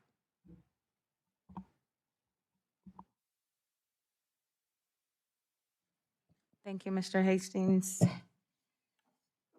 At this time, the board is going to go into closed session. Madam Need a Chair, I motion? move that the board go into closed session for the purpose of discussing the superintendent's contract and addendum. All right. Have a motion and support. All those in favor? Aye. Any opposed? Motion carries.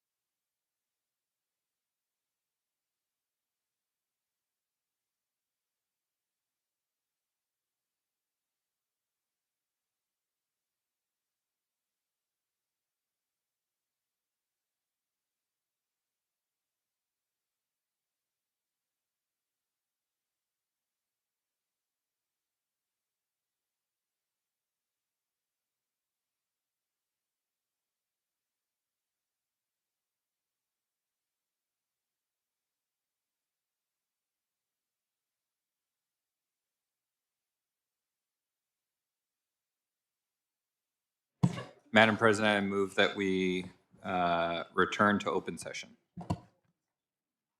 All right, do we have a support to return to open session? Support. All those, any deliberation? All those in favor?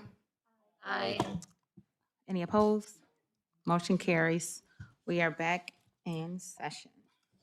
Madam President. Yes. Oh, I'm sorry, this is an action item. We will, If you want to take that one and make your action.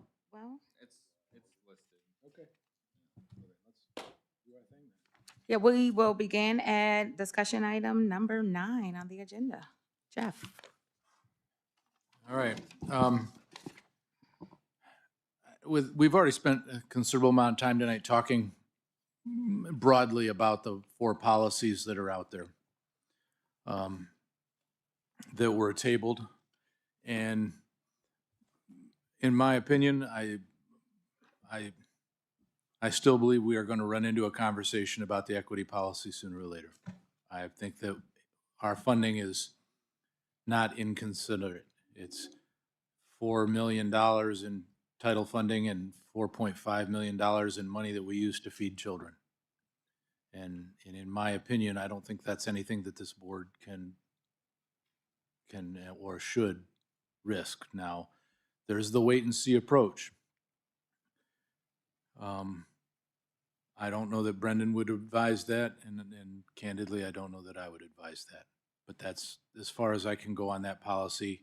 If the board wishes to decide what to do, I would recommend that I'm a pull the Band-Aid off person. So that's my opinion on that one. And then I believe the other 3 policies all still need at least more work, or I would need the board to figure out, and maybe what you want to do is just simply say, I'd like to make a motion on a given policy or something along those lines. And let's just kind of go through those 4 and get them situated so that moving forward, the board has a plan for those 4. That's kind of my thoughts.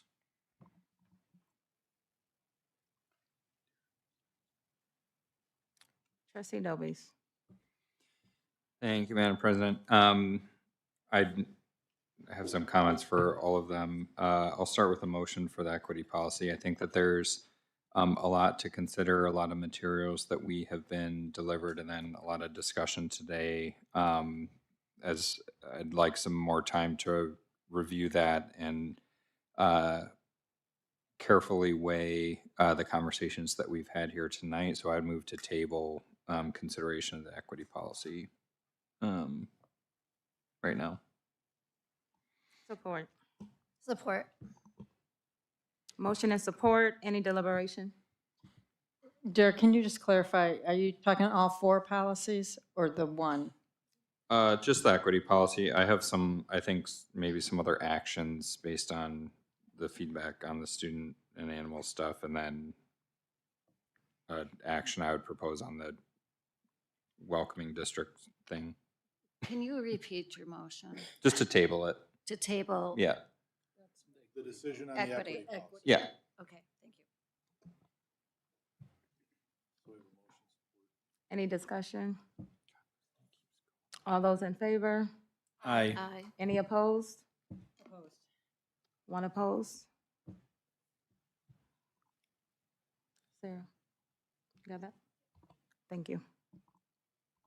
The only thing I'll just remind everybody is at some point, we may be pushed on that when certification comes back.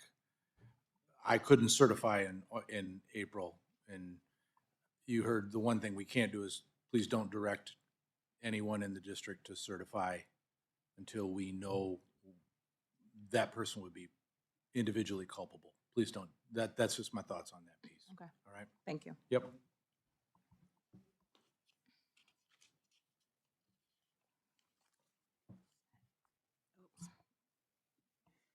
Madam President. I would make a motion, I guess I can do, I think these are both the same. I would move to postpone consideration of the student representative policy and animals on district property policies to give time for the president and vice president to work with legal counsel to amend those policies and bring those back as a revised policy for consideration at our June board meeting so that we can address the specific, the policies with those specific legal changes and then evaluate the merits of those policies and then dispose of them how we so choose to in June. Support. So postpone. Motion to postpone. We have a animal and student representation, then we have a support. Any deliberation on those two policies specifically? All those in favor? Aye. Aye. Any opposed? Motion carries. Thank you. And the welcoming and affirming? So I think we should just rescind that. I have a motion that we just rescind that policy. It's not Oh, a it's- policy yet. Oh, that we just rework it then, or that we You can make a motion To- adopt it, to let it fail. let it fail. I make a motion to let it fail. Support. I think Support. without any action, like we don't have to take an affirmative action. We just don't take any action on it and just move on to the next item. Or we could table it and then it would have to be. Yeah. Oh. Okay. What are you asking? I'd like to be done with it. I'd like to have it fail. Support. Again. We have a motion on the floor and a support. Any discussion? Trustee Sharp. Thank you, Madam President. I'd like to see this reworked. I think I respectfully disagree with the squeeze. Maybe I don't understand what the squeeze means, but I think it doesn't hurt us if we do this in a way that we work with legal representation where we're not putting anybody in a position to break the law. It's no harm to tell students that they're welcome. We had an impassioned plea from community members to support this resolution and how much it would mean to their community and their families. So I don't think it's perfect the way that it's written, but I think with revision, it would mean a lot. And I think in a school environment, how students feel is really, really important to how they do. So if we care about students, it's worth it to make them feel welcome, even if it's not an official designation. For some people, it's going to mean a lot. Don't we have something like that already in existence? That we welcome all students? Well, if that's understood, JPS welcomes all students. It's understood. And what else you need? The intent, my understanding of this resolution is to, as a board, make a public, state our position or acknowledge that we support anyone that is faced with this undue stress that comes with the uncertainty.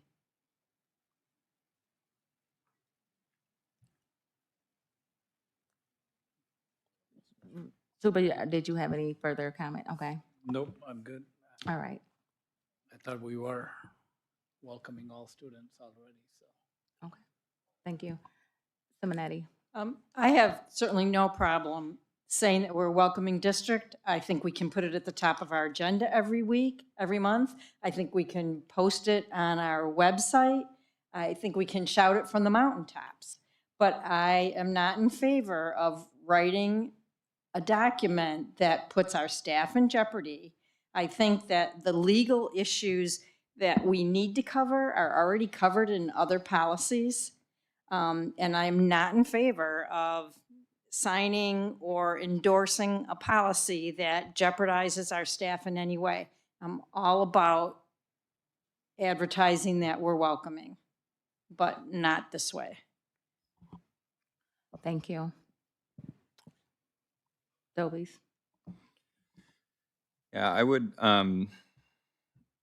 I guess ask for some clarity on the motion. And maybe if we want to indicate that that we are a welcoming district, then we send this back to the policy committee to have it read as such. Otherwise, I'm also just happy to table this indefinitely, especially since the author of the resolution isn't here for this vote. I think I would be more comfortable in just tabling it, which would then mean it takes an affirmative vote a majority vote of this board to bring it off of the table for future consideration. So.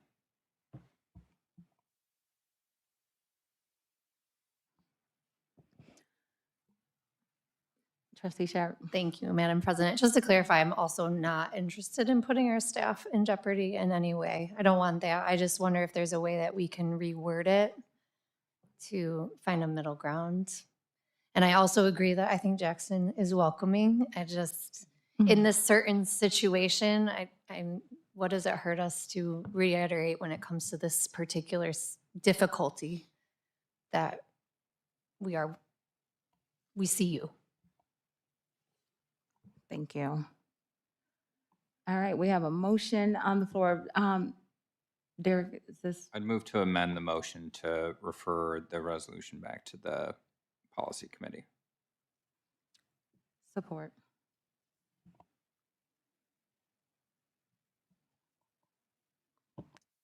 We have a motion and a support. Any discussion for this amended motion for this resolution to go back to policy committee for language updates? I just refer it back to the policy committee. They can do what they want to do with it. Motion and second. Support.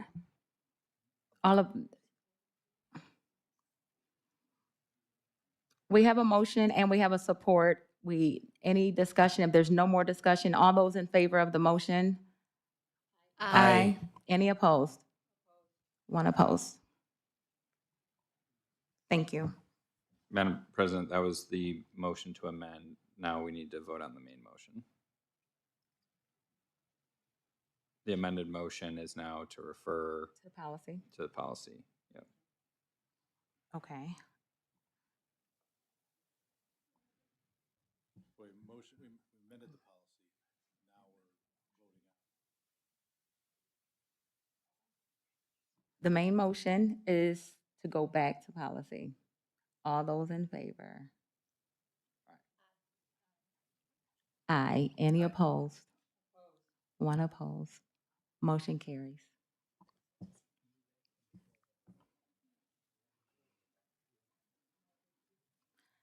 Action item number 10, 24-25-89, Neola update, volume 39, number 2, second reading, adoption, Jeff.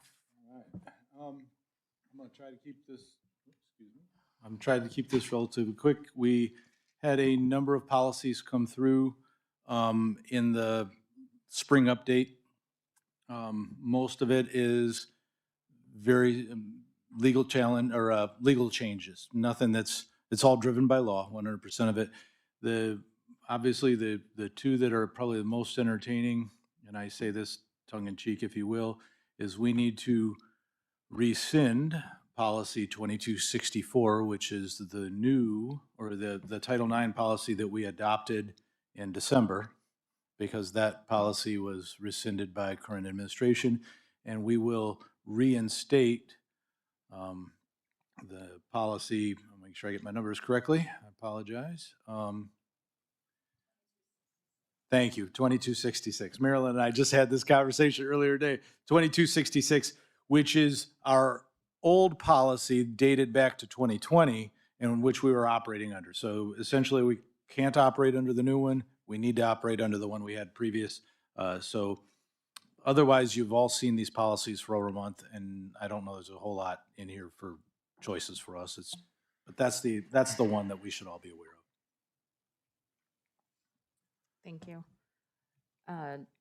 Mr. Dobies. Move approval of these policies as presented. Support. We have a motion and a support. Any discussion? Just clarification, Mr. Dobies, are we looking at both sets, 242589 and 242590? I just Can looked we- at that. No, but I'm happy if there's no changes from Either. these as discussion items to move approval of 242589 and 242590. Yeah, I covered 24. There, if you looked in 2589, you see the rescinding and the new policy there. I apologize, it's broken out in a separate line item, but it's all the same set of policies. All right. No more discussion. All those in favor? Aye. Any opposed? Hearing none, those Neola updates for 242589 and 242590. Motion carries. 242591, resolution designating ISD biannual election representative. Jeff. So we actually gonna need two pieces on this. Mhm. We need a resolution to designate a representative and a second to go out to the ISD and cast the board's vote. In the past, that's been Michelle and myself. It would probably be appropriate to, again, cast Sarah, so she learns it. I will be happy to go do it since it's there, and if you want to assign a third person, that would be at the board's discretion. And so we need a motion for that, and then we will also need a motion to tell those representatives or direct those representatives who to vote for, and there are three candidates, Sherry Hine, Doug Scott, and Aaron Slater are up for 6-year terms. So if you could please, I suppose I would look for a motion to designate somebody and then a second motion to determine your candidates. I'll make the motion to designate Jeff, Bill, and Sarah to cast the ballot. And then also the second motion will combine with that motion. Finish that one first. Yes. Okay, so the motion to have Jeff and Sarah cast the vote for the ISD ballot. Support. Support by which one of you? Okay. It doesn't matter. All right. No. Suba, support. All right, any discussion? All those in favor? Aye. Aye. Motion, any opposed? Motion carries. I'll also entertain a motion to, for the board to consider support for Doug Scott and Aaron Slater.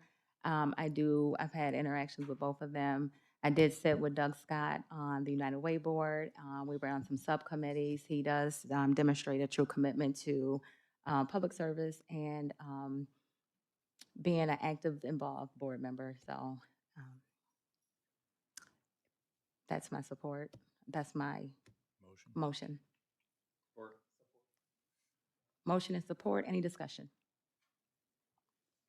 I would just say that I fully support both those candidates. Aaron Slater has demonstrated countless years of service and support of public education in Jackson County and leadership skills on the ISD board already. These are both incumbents.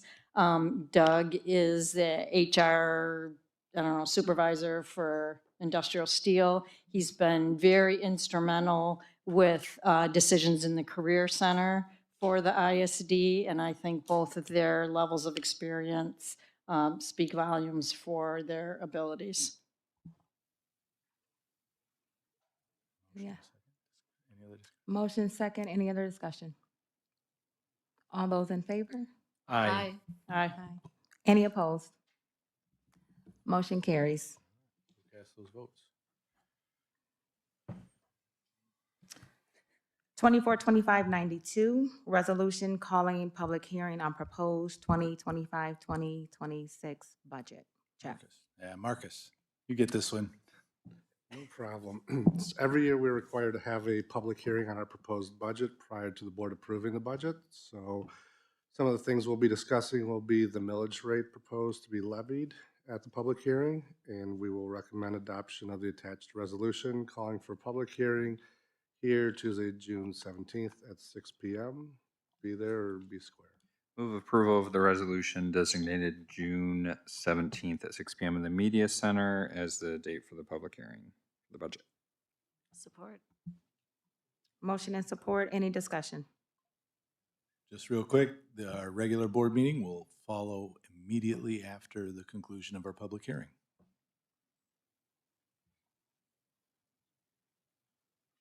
Hearing no further discussion, all those in favor?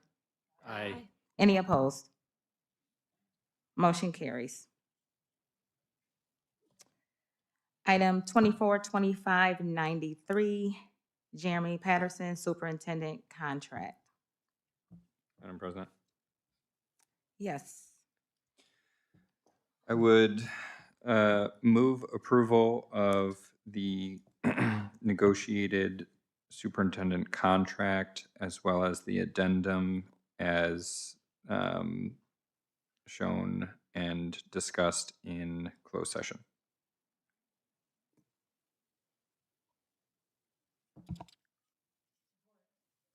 Motion and support. Any deliberation? Sarah, can we do a roll call for this one, please? A roll, yeah, vote. Mrs. Simonetti, Yes. Ms. Acton, Yes. Mr. Reddy, Yes. Ms. Sharp, Yes. Mr. Dobies, Ms. Hunt. Yes. Congratulations, Jeremy.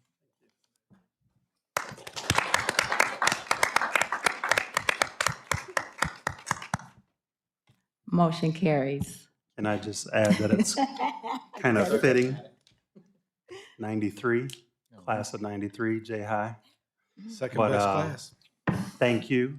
I'm very excited about this opportunity. I appreciate the Board of Education and the constituents. Thank you so much.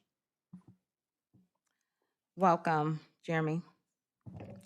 All right, agenda item number 11, board comments.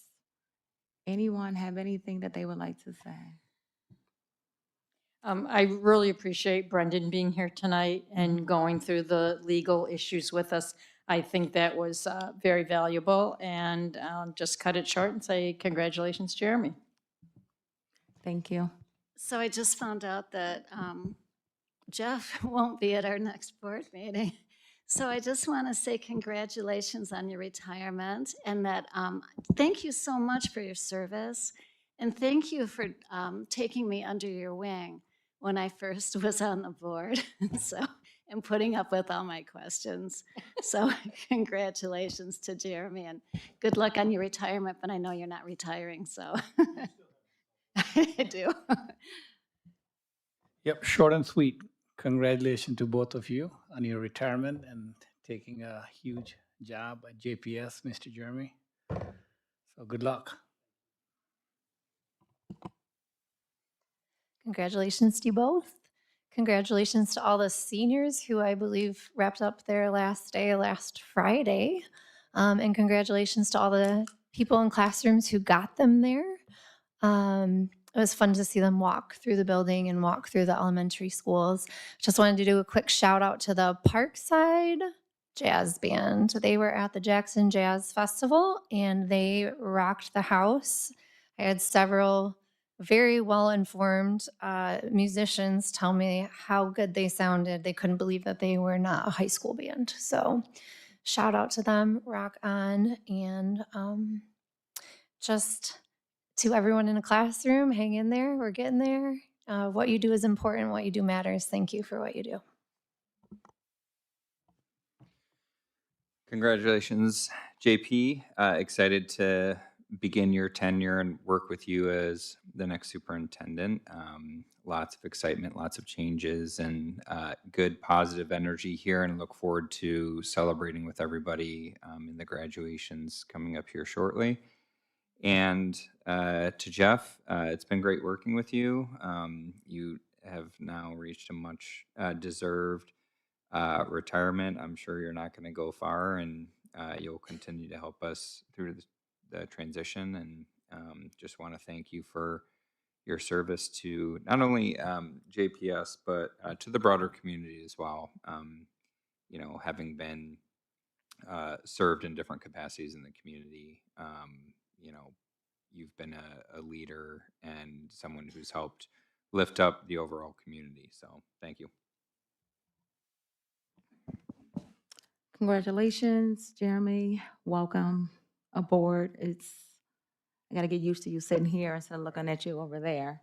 So yes, welcome. Jeff, congratulations on your retirement. I appreciate your service.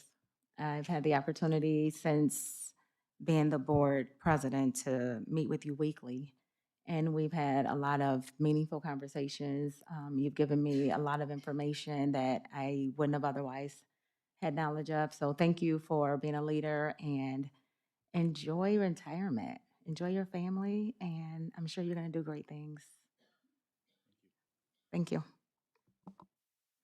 I'm just going to close with a couple things. I had this conversation actually earlier today with somebody because I sit in the superintendent's office.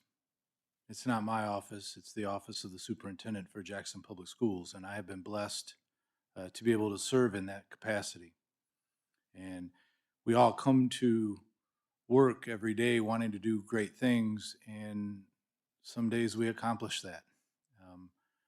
I'm happy to say that I believe the district is better than when I came here today, or it's better today than when I came here, and I am so grateful for this board and for the effort and the work that you have put in, and then candidly to Jeremy Patterson. It feels good to know that I'm handing the district off in good hands and that the JPS has a brighter future tomorrow. So I want this for everybody. I want JPS to go farther than I've ever taken it, and I look forward to seeing the achievements that you guys will accomplish together. Thank you, Jeff. That leads us to agenda item number 12. And these are just our calendar events. May 21st, tomorrow. It's here. The baccalaureate at First United Methodist Church, 6 p.m. If you can attend, please do so. May 22nd, honors convocation, which will be held at the Jackson High School auditorium at 6 p.m. May 23rd, Pathways SCMV commencement, that will be held at 1 p.m. at the Withington Stadium. On the same day, at a different time, May 23rd, JHS Jackson High School commencement will be held at 6 p.m. at the Withington Stadium. And then lastly, June 17th is our regular board meeting held here in the JHS Media Center at 6 p.m. Item number 13. Question. Wait. There's one thing missing on the calendar. Sorry. June 3rd is our retirement dinner. So if you're unable to make it, let us know, but we sure hope that you can make it. Let Sarah know. June 3rd, Cascades Manor House, 5:30, and then 6 o'clock for dinner. Cascades Manor. Yep. Say the time one more time, Jessica, would you please? 5:30? Yep, 5:30. 5:30. You kind of meet and greet at 5:30 and dinner is served at 6. It's a really quick event. It's a really nice Okay. event. We're usually done within an hour and a half or so. Thank you. Thanks. And Also, just one other thing, graduation, our weather's looking a little iffy. If we do a rain date, it's usually a Saturday morning, so just keep that in mind. We would probably do SEMB around 10, and Jackson High at about noon is usually what we do. So just keep that in mind. We'll keep you posted. We hope that doesn't happen. So I'm hoping by mentioning it, it means it won't happen, but just keep that in mind. thank you. And Simonetti. So where and when are we meeting on Friday for Jackson High? Are we meeting? We meet at Reynolds Hall at 5 p.m. Okay, 5 p.m. Yeah. What about Graduate commencement starts at 6, so we meet at 5. 5 for Jackson High School? What about Pathways and SCMV? That's at 1 p.m. What time would you like us to arrive? 12:30? Yeah. Okay. 12:30 at Reynolds. And the early commencement, we don't wear robes. The evening commencement, we do, just for dress and appropriate. I think we've been down that road, but. And again, that's a SCMV pathways conversation. So we give some student choice to that. All right. Any other discussion on the calendar events? All right, agenda item 13, adjournment. Motion, I make a motion to adjourn. support. Any discussion? All those in favor? Aye. Aye. Any opposed? Motion carries. Thank you for attending our May Jackson Public School Board of Education meeting. Have a good night.